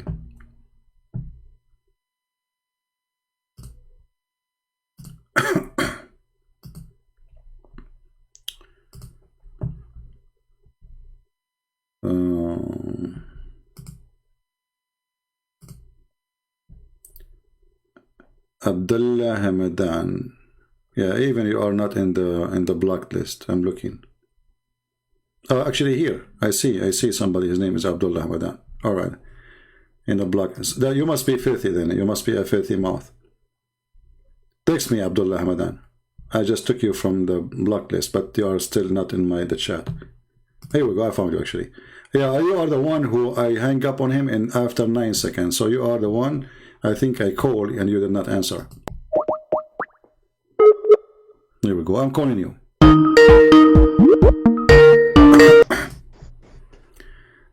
Yes, Mr. Abdullah Hamadan. Ultimate Ford, is that you? Hello? Hello? Here we go. See, this is the same guy. Stupid idiot. You don't even have a good internet. Ultimate Ford. Are you scared?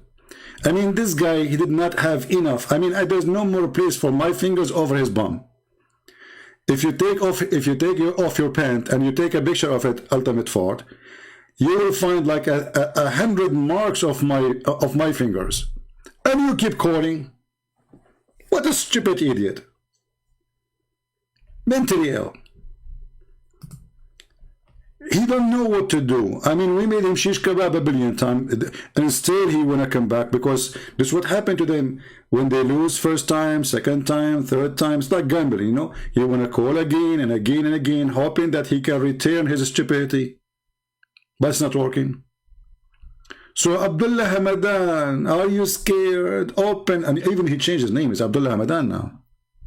It's Abdullah Hamadan. What a potato.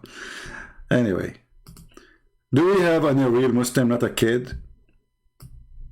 I mean, where is the Muslims who claim to have knowledge in the cult of Muhammad?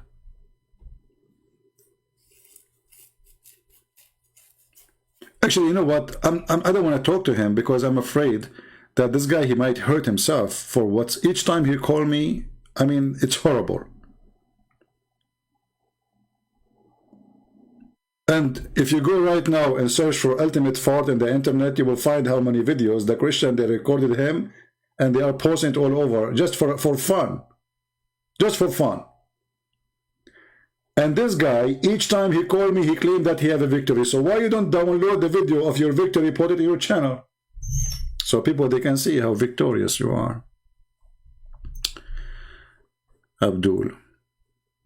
All Muslims who call me, feel free to download my video and put it in your channel. I beg you. No, he's not obsessed somehow. I think because, you know, what happened, each time he called me, he get humiliated badly. It's like when you go to the casino, you play with $10, then you lose them. Then you say, okay, I'm not going to leave. I lost $10. I'm going to play to get back the $10. So now he played with 20. He lose them. I'm not going to go. I have to play with 30. You lose them. This is what happened to this guy. He loved to lose. And for me, he became very boring. Especially this guy. He don't speak Arabic. He cannot read Arabic. And he want to school us in Arabic. The most hilarious ever you can imagine. Last time he called me, it took me 2 seconds to spank him. He says to me, where in the Quran it says maybe? I said, which verse you want me to read for you? He said, any. I said, are you sure? He said, yes, any. All those verses saying that.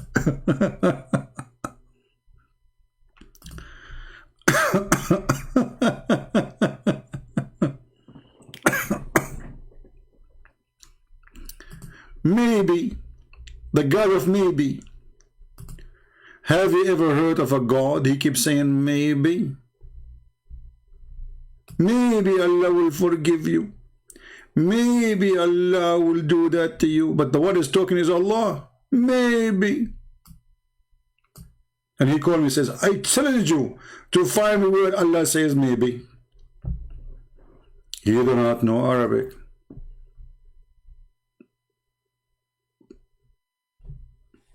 Mentally ill person. Like Muhammad. So, do we have any Muslim would like to call us and tell us any reason to believe Muhammad is a prophet, beside maybe, beside the radio. I mean, the evidence here is not working. That Muhammad, he said, why Muhammad is a prophet? He said, don't eat when you are standing up. And then we find out that if you drink, if you're standing up, that will make the cat drink with you. Anyone, any Muslim can explain to us how the cat will drink with me if I drink standing up? And then we find that Muhammad himself, he used to drink sitting and standing. And the Sahaba used to walk and drink in the same time. And always Muhammad, he come with his own fiction of knowledge. Like Allah, he loved those who sneeze, and Allah disliked those who yawn. Why? Because Shaitan, he laugh at you when you yawn. No, I'm not going to do Zakir Naik impression, because Zakir Naik, he told me, please, that is hurting my feeling. Okay? So I told him, okay, Zakir Naik, from now on, I will not make your voice. Alright? I'm not going to tell the people, Brother Theta, I have a child, and my son, he's now a grown man, and he's looking for a wife. I mean, have you ever heard of somebody, he is supposedly a sheikh. He mentioned in YouTube, 2 million of Muslim women, I have a son, he want to get married, talk to him. What's wrong with those people? Dating online? Or dating in YouTube, I mean. Assalamu alaikum. My son now become 21 and we're looking for a wife for him. Like, what the heck? Even Muhammad did not do that. Your son is looking for a wife. He make a video just about this. Imagine he made a video just to tell people that my son is looking for a wife. If you look at his son, I mean, this guy, I mean, I feel sorry for him. This guy should be playing in the kindergarten. He's a kid. They want to make him like inherit the business of his father, you know. Good business.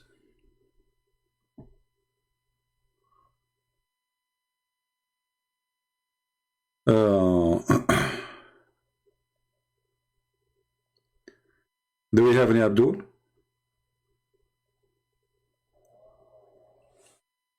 Anyone? So what? Are we stuck with this guy with the radio? The evidence of the radio? The Prophet, he said, don't stand up when you are drinking? Anyone?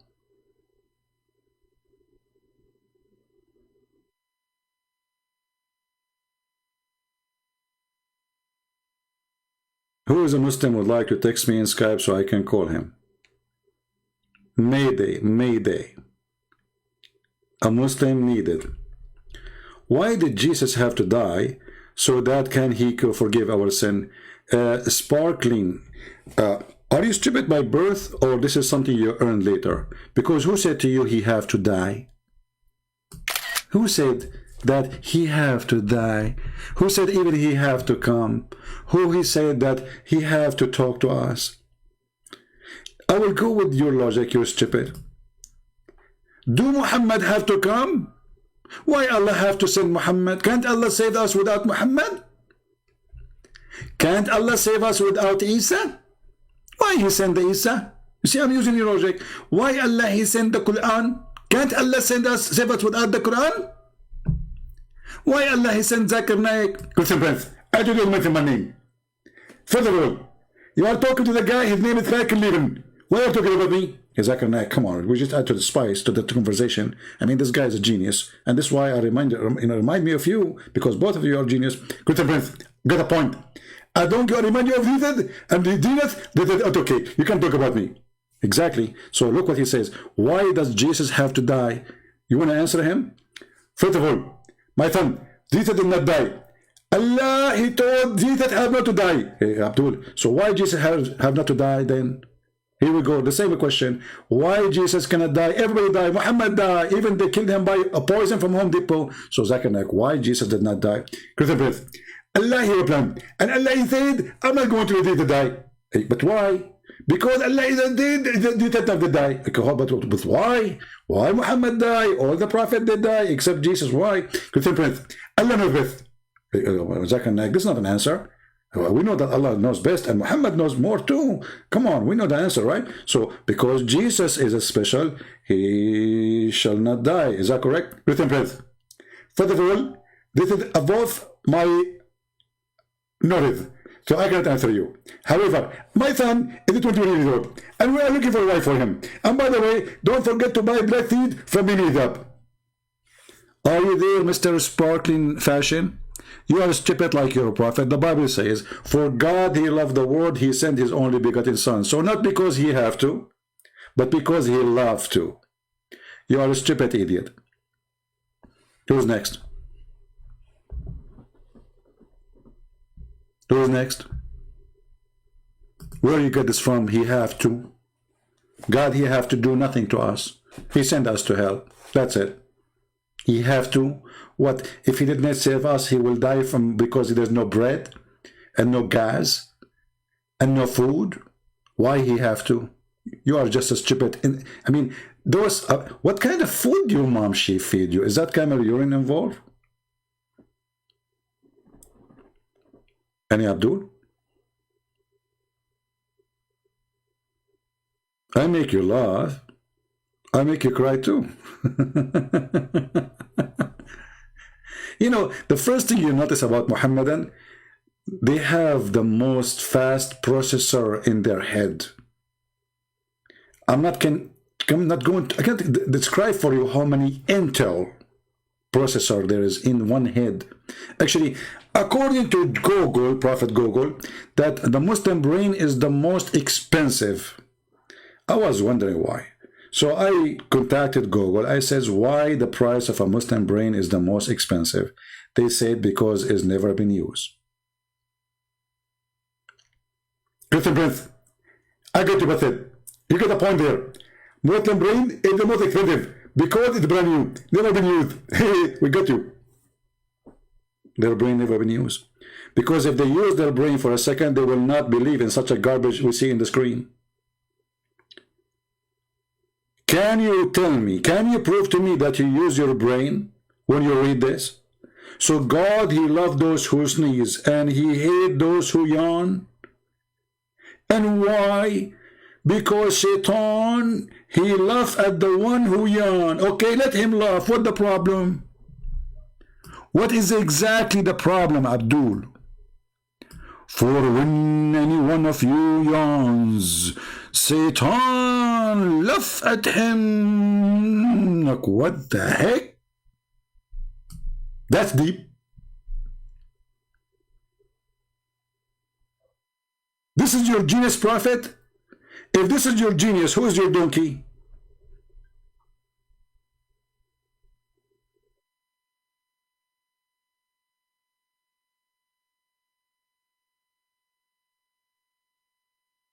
Unbelievable.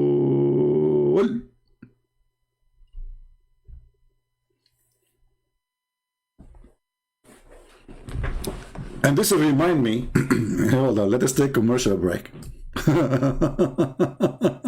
Shall we? The wisdom of Allah is all over the place. Allah told the Prophet all those information. Nobody knows such a information 1400 years ago. How you can explain such an information? Commercial break.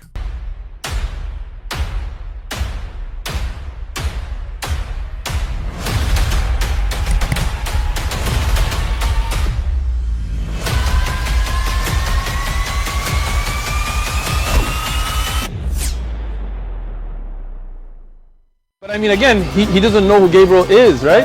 Because he didn't come from an Abrahamic faith. The people of Mecca were pagan. Quran is mentioned, if this book was from other than God, they would have found in it many contradictions. If a book is without contradictions, that has no bearing on whether it comes from God or not. I've had phone books that are inerrant, but I certainly don't think God gave them. That we believe without understanding. The brother asked a very important question that most of the scholars say that listening to music, watching movies, and most of the television programs, they're haram. So how can we have fun? Let me tell you, brother, at the outset that having fun is permitted in Islam as long as the fun is halal fun.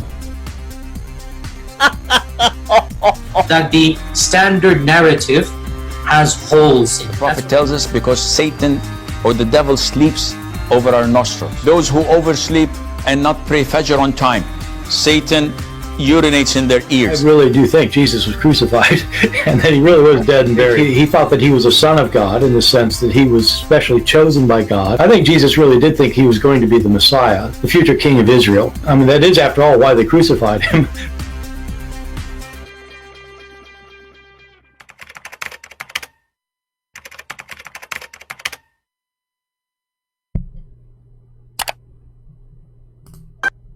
All right, the end of a commercial break. So Shaitan, he sleep in your nose, he piss in your ears, and he jump in your mouth when you are yawning. Or actually, when you are sneezing too. In the Muslim videos, they said that this is because the Prophet is trying to fight diseases. The Prophet was trying to fight diseases.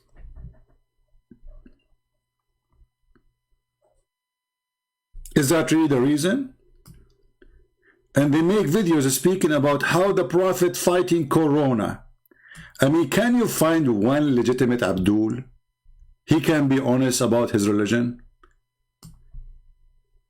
So this is what Islam says. And these are all coming from the Quran, which is the word of Allah, or from the sayings of Muhammad, peace be upon him. Yeah, what he said. Right after we wake up from the sleep, we just don't want to go to the internet and start working. This is from the Quran? The Quran says that? Oh, okay. Not even praying. Even before praying, we are supposed to go and wash our hands. We are supposed to. Where this is coming from? From the Quran, the Hadith. Okay, can you show us? So look at this. CDC in the 21st century, Islam, Muhammad, peace be upon him, way back in the 7th century. We just showed you Muhammad, he go even have sex with all his wives without washing. He don't even wash his penis. We show you that your Prophet, he never touched the water with his hand even after eating and before eating. So what are you talking about? And not only that, your Prophet encouraging Muslim to sneeze, saying that is sneezing from Allah. What else? Right? Alhamdulillah. The number 2 recommendation to prevent diseases or the infection or the coronavirus is the lockdown, right? Stay at home. Lockdown. Lockdown. Okay, they will say to you that the Prophet says if there is an epidemic, don't enter there and don't leave there. But Muhammad, he said that disease, they don't spread from person to person. Let us show you how Muhammad, the idiot,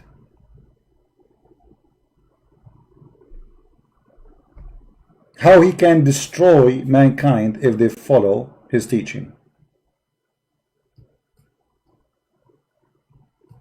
Is that your Prophet saying that diseases don't spread?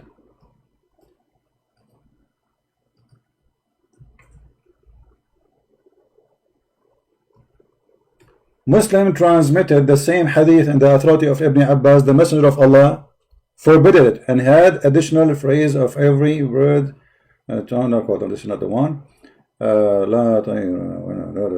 we go. This is the one. لا عدوى ولا طيرة. The Messenger of Allah, they said, there is no infection and no evil omen, but there is nothing that may be a source of a trouble. Then it could be in the house, a house or a horse, a woman. Your Prophet don't believe in infection, as you see. There's no infection. If somebody says to you there's infection, Muhammad says this is a lie.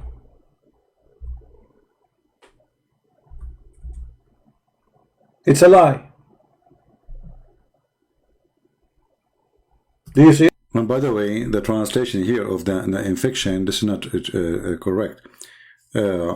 what he said, that there's no transmitting by infection of disease. Let us say, like viruses now, like they go from a person to person. So this does not exist. This does not exist.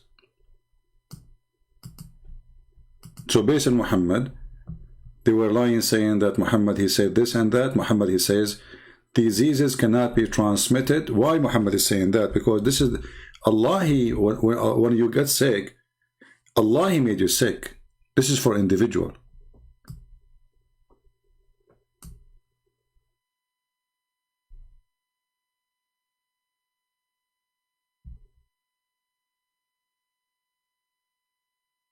And Muhammad, because he believed in superstition, he said that bad things can happen because there's a bad woman in the house, or a woman in the house, or a female horse. This is what causes bad things and bad illness in the house.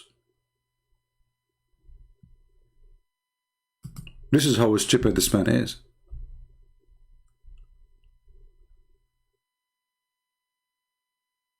And as you see, this is all authentic.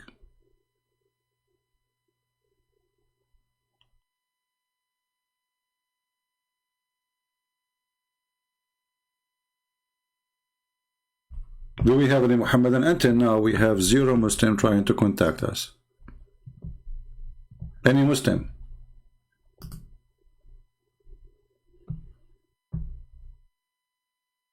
Any Muhammadan?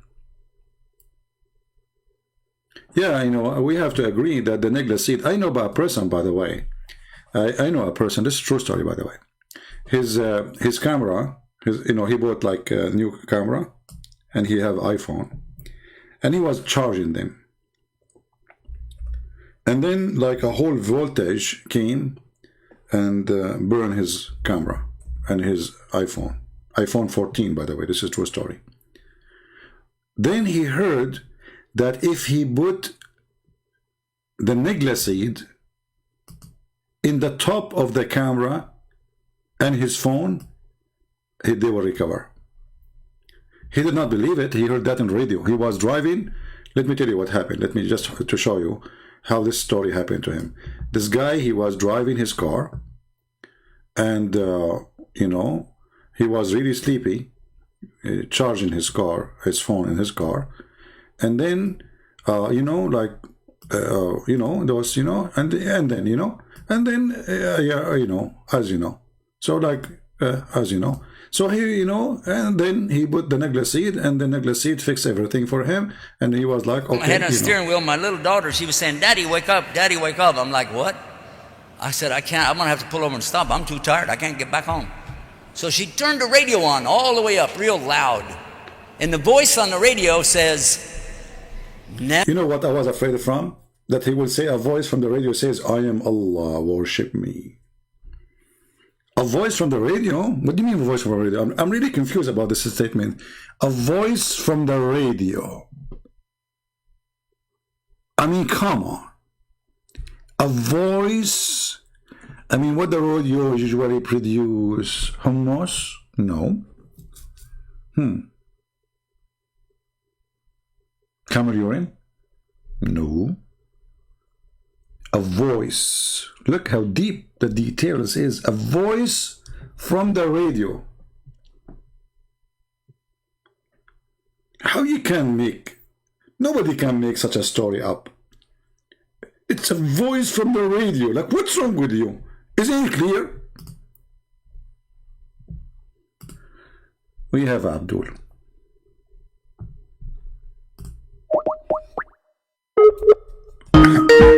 We got a fish.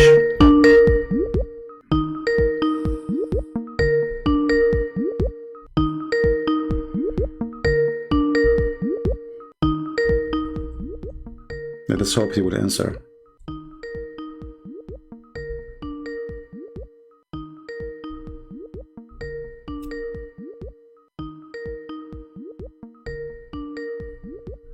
He's not answering. Let me lower the sound of the ring. Hello? Hello? Yes, my friend, you are live on air. What do you want to say to us? Do you know the topic? No, I'm not sure about the topic. Well, we are talking about the evidence that Muhammad is a prophet. Do you have any evidence you can share with us? Is this Christian Prince? Right? I'm just yes, I'm a Christian Prince, and we are live on air, my friend. And you text me, said call me, right? And you are a Muslim. Yes, yes. All right, go ahead. Actually, I would like to say to you that I'm very thankful to you because I've been listening to you for almost 3 months now. Okay. and I'm pretty sure whatever evidence, because I've already checked with my ustads and everything, you are telling the truth. Wonderful. So what do you think now? What you will do as long as you are saying I'm telling the truth? In my heart, I've already because I've also checked the Bible and read some few and cross-reference with your proof evidence that you show, and I'm convinced that it is true. But as you know that it is not safe for me to say publicly. Well, you're live on air, so if there's something you don't want to say, then stop. You can hang up, because now you are live on air. You know that, right? Yeah. Yeah. But I request you for one question, if you don't mind me to ask you. Go ahead. A question, because most of the time when I ask, almost most of my ustads and those people who are arif, who are very scholar in Islam, when I ask them about the privileges that you show, that the Prophet Muhammad had privileges of what they call if he sees any women and everything, he can have them. Is that sahih, or is that acceptable? And why don't most of the ustads and imam have ever shared this? Well, you know, when I mention something, I always give reference, and you know that, right? Yes. Okay, so how they can say this is not true if I am using their own Islamic books and their own scholars? As an example, if you open Al-Qurtubi, you can take reference. Al-Qurtubi, volume number 14, page number 212. Okay.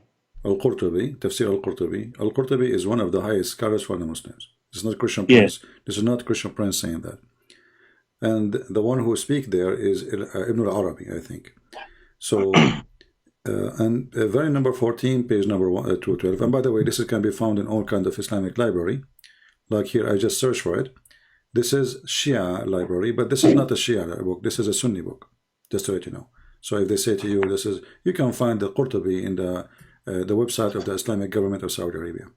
So if we translate here, the reference is going to say, I click translate to English, is going to say right away, interpretation of Al-Qurtubi, page number 14, volume number 14, page number 212. It says here, if his sight fall into a woman, her husband must divorce her. So how they can say it's not true? And why the Muslim scholars of Islam, they are saying such a thing if it's not true? And how the Muslims, even they publish it in their Islamic government websites? And how they consider Al-Qurtubi a scholar if he is lying? And it's not even Al-Qurtubi saying that. Al-Qurtubi is he is telling what the scholars they say about the privilege of Muhammad. Actually, I've actually I've printed the website and showed to my ustads nearby the masjid and everything. I realized that one, they do not know to read the thing properly, because to be very honest with you, I don't know how to read in Arabic.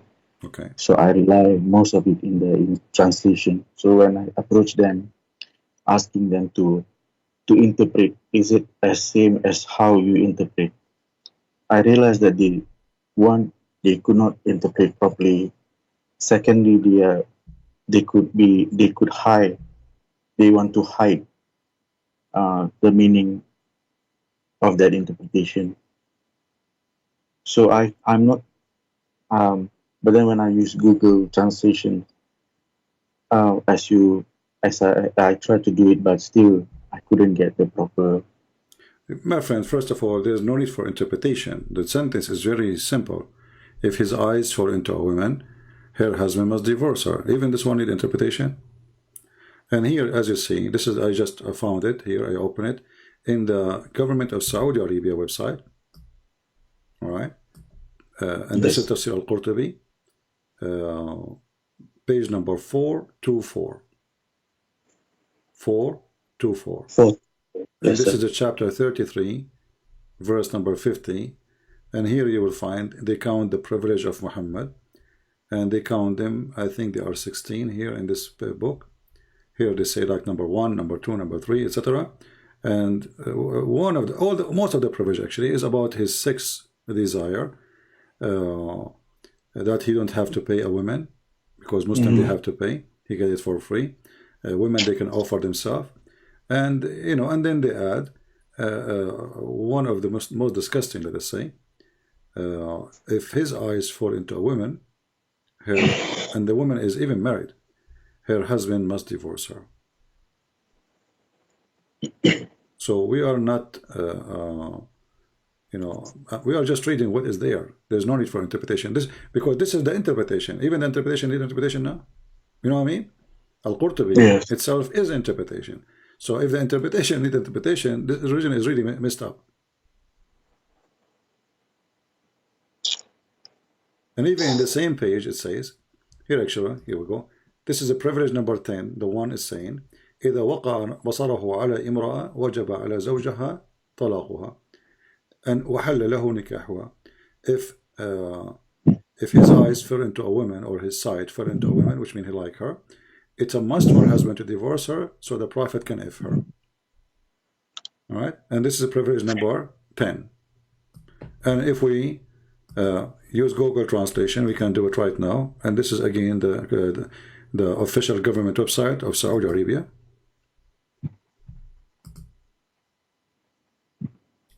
Let's see. I think he hung up.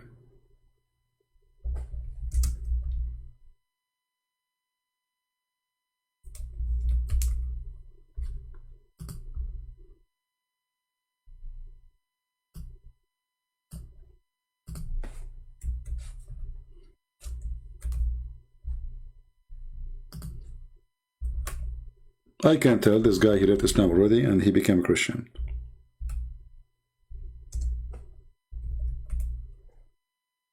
Let us see, or let us find. No, not here. Not here. 10th. Okay.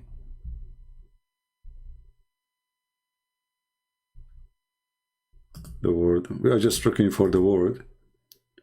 Here we go. You see, this is Google Translation. I have nothing to do with it. Tenth.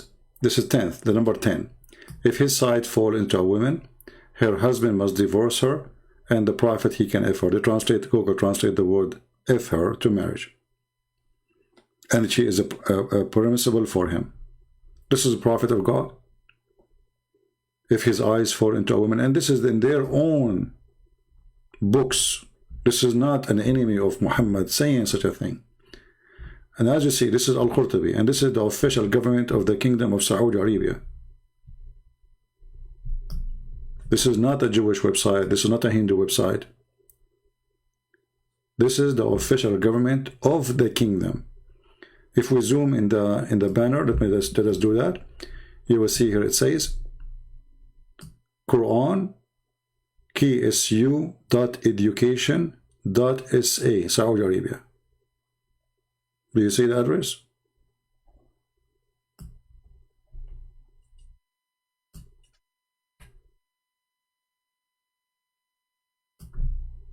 This is a Prophet of God.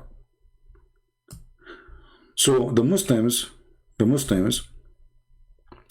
They come with all the most silly, stupid things about this man to worship him and to make him a prophet. But everything proved to us that Muhammad is a very filthy, trashy person.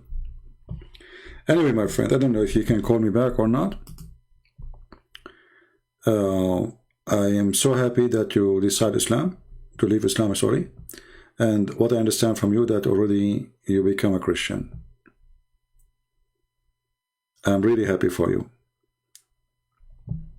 And I think from the word you say Ustad, so I think this is where people from Asian countries, they say that.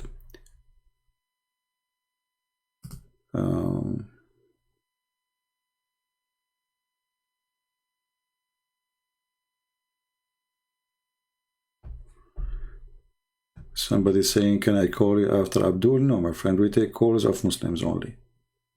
Muslims or ex-Muslims. Do we have any Muslim? See, this gentleman here, he is listening to me only for 3 months. And he found that everything I am saying is true. And I mean, how you can find it's not true? We put it in the screen. We read what they are writing. We show their own interpretation. So how it cannot be true, not be true? So, because his decency win, this person is decent. He took it to his ustad, the sheikhs, the one who make a lot of money from this business. They refuse to read it, and they deny it. But as you see, this is official. This is literally official.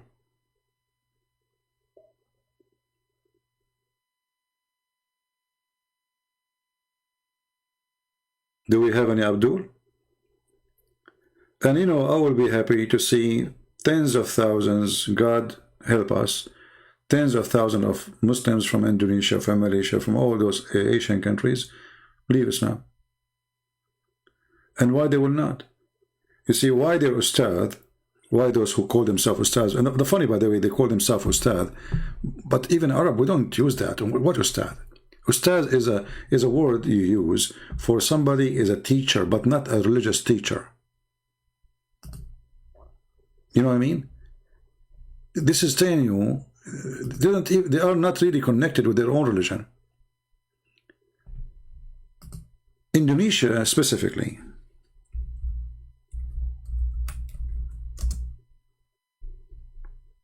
Or Indonesian. After 1,000 years, they discovered that they were praying to Somalia.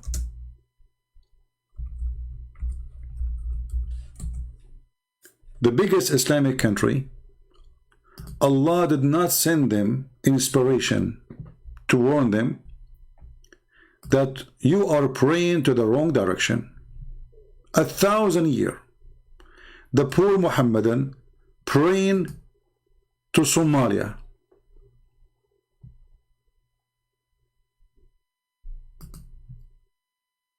When they received the first time the GPS, they discover that an error was made.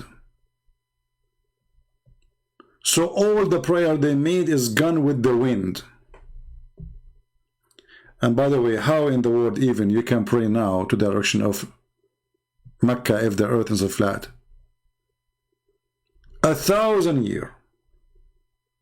Listen carefully. Not a year, not you know. After 1,000 years, they discover, and here it says 1,000-mile mistake. Look at the mistake, how small it is. We skip Asia, we go to Africa. All their history as Muslims, they were praying to the wrong direction. Since Islam come to Ethiopia, I don't know how many years.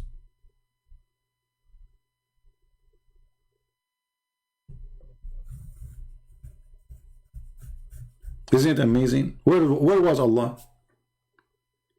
Allah could not send Jibreel for one of them says, hey Abdul, for the sake of the leg of Allah, you are praying to direction of a Christian prince chicken house. You have a chicken house in Somalia.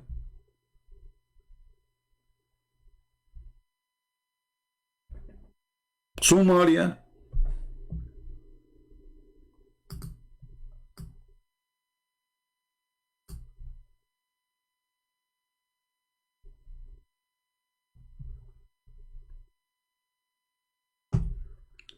If there is any Muslim would like to talk, just give me a text and I will call you, because soon we will be done.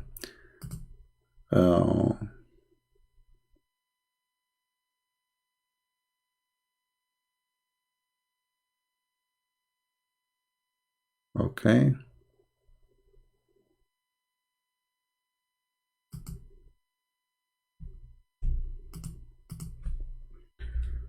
Look like we got the Albanian translation for Quran and science. All right. So we will publish it too, maybe tomorrow or the day after. So we will publish very soon, 6 in Allah in very number 2 in Russian, and Quran and science in Albanian for free for sure. All right. We will post them out for you soon. So, Mehdi, any Muhammadan? Actually, it's getting late for me. It is already almost 2 a.m. in the morning. And already today we have many hours. How many hours we did today in the last 24 hours? That's a lot, right? In the last 24 hours? A lot of hours. But you see, I'm so glad. Even I get tired, even I lose my voice. Even it's not easy to sit for all those hours in the chair and don't move and don't go anywhere. But when you hear a voice like this person calling me from the middle of nowhere in Asia, I never met him, I never saw him, he did not know me. Isn't it this is what brings joy to everything we do? This person, sooner or later, he will have his own family, or maybe he have a family already, he have a wife and children. So you can imagine how many people you saved from the devil Muhammad. So I say to you, like when you say, Christian Prince, you are coming back, I say it's worth it, my friend. I'm really tired. My eyes hurting me. You can tell even my voice is not right. I need to sleep. But it is really worth it. So now I will go and I will be sleeping happily for hearing a person. He found the truth. And those are just people who called. God knows how many they did not call because they don't want their voice to be recognized. You know how faithful this religion is. So I say to you, it's worthy, very worthy. And I invite you to receive the blessing. Join our work. I'm not going to tell you join our work by making donation. No. Join our work. Give my books for free to people around you. Download my videos, repost them again. This is easy. Don't give anyone donation. Don't do that. No. We are giving you the easiest part. Just post how easy it can be. So don't be a silly person who spent his life just wasting his time. Time goes so fast, my friend. And the day we will die is coming. You like it, you don't, it's not up to you. And then the Lord will ask you what you bring back with you, what you did. You lived for 70, 80, 100 years. What you did exactly, what you were saying. I bought cars. I was working to feed my kids. Well, chicken they feed their kids. There's nothing new.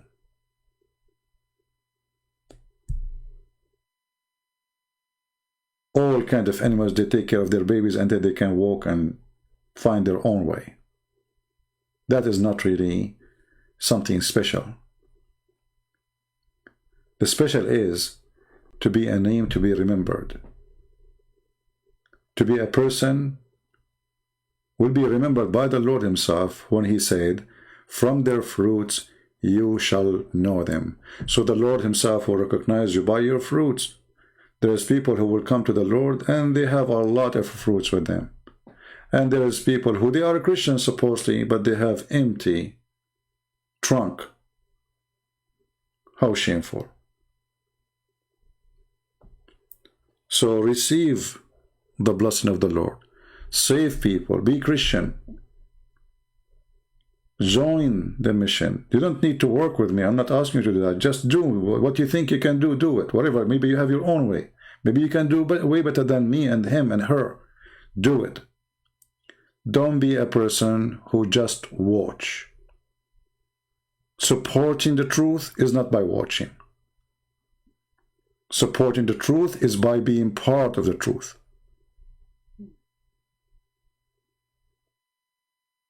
So, if you have no fruits, you have no Christ. For a true believer, he gives good fruits. The Bible says a tree without fruits is like a dead faith. So don't be proud about being a tree, but you are empty. So we are happy out our friend here, and he can tell me in Skype whatever he wants in private. He can text me, my friend. I'm so happy for you. And we pray and we ask the Lord to open your heart more and more, and to bring more of your family to Christ. And not only you leave Islam soon, all those ustads will leave Islam too. And I believe that the revolution come to Asian countries, Islamic countries in Asia. A big revolution, but peaceful one, where the love of Jesus will invade the heart of every Muslim house in Indonesia, in Bangladesh, in India, everywhere. And they will come to Christ and they will be saved. People, they can say whatever they want about Christ, but all what they say will not change anything, that he's amazing. The person who called me, he starts saying things, none of them make any difference for us. Like he said, Jesus have a brother. Who care? Your Quran says Jesus have no father and he is born from a virgin. So obviously she is a virgin. And Jesus is special in his birth. Even the Quran confirmed that the way he was come to this earth, or he came to this earth, is a miracle. Not only he do miracles nobody can do, he himself is a miracle. So our Lord, my friend, they can say whatever they want about him. They try to make Muhammad the greater in what? Muhammad is a child molester, a criminal, a thief, you name it. His eyes fell into a woman, her husband must divorce her. This is totally the opposite of Christ's teaching. So with the Christ, nobody can win against us. Why? Because they cannot find any fault in him. Can they? When you look at Christ, you don't see a criminal, you don't see a child molester, you don't see a thief, you don't see a cheater. You see a person, he say and he do what he say, and what he say he do. When Jesus says, they ask him how to pray, he says, pray like this, our Father art of heaven. And right away, you see how important it is. He said, forgive to us as we forgive to others. And then when he is on the cross, he did what he taught us. He said, forgive them, Father. They do not know what they are doing. So Christ is not Muhammad the hypocrite. He said to them, don't do that, and he do it. He do not need a privilege, yet he is God. You will see that Jesus have zero privilege when he was between us. Not only that, he washed the feet of his followers. And when the followers, the disciples, they say, Lord, what are you doing? He said, if you don't let me do it, you don't belong to me. Why? Because he want to teach us that a true person, true God, true Christ, true Jesus, he do not need a privilege. He wants us to be servants. For no master cannot or can be a master without being a servant. Muhammad, he wants everybody to serve him.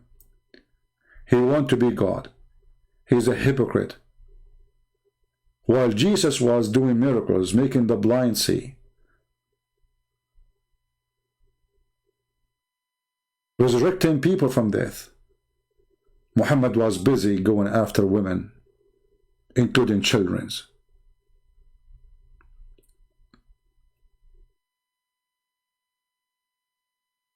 This filthy cult is a curse, and behind it the devil, and there's no question about that. And we prove that every day. I want to say thank you for all of you. Thank you for those who support us. Thank you for those who join us in our life each time we come. And again, I would like to see good comments or even bad comments. I want to see Christians. When I say bad, it means people don't agree with me. I want to see people who think.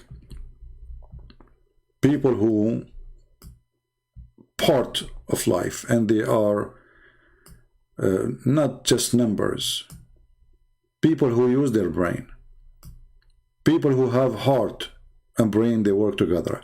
So leave your comment, download the video, share it with your friends, tell people about what we do, and for sure, all kind of support is welcome. And number one support is to share the truth, and the truth will set you free.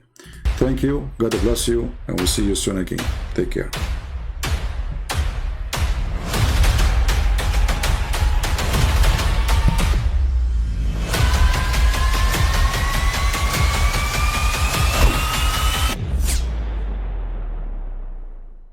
But I mean, again, he doesn't know who Gabriel is, right? Because he didn't come from an Abrahamic faith. The people of Mecca were pagan. Quran is mentioned. If this book was from other than God, they would have found in it many contradictions. If a book is without contradictions, that has no bearing on whether it comes from God or not. I've had phone books that are inerrant, but I certainly don't think God gave them. That we believe without understanding. The brother asked a very important question, that most of the scholars say that listening to music, watching movies, and most of the television programs, they're haram. So how can we have fun? Let me tell you, brother, at the outset, that having fun is permitted in Islam as long as the fun is halal fun.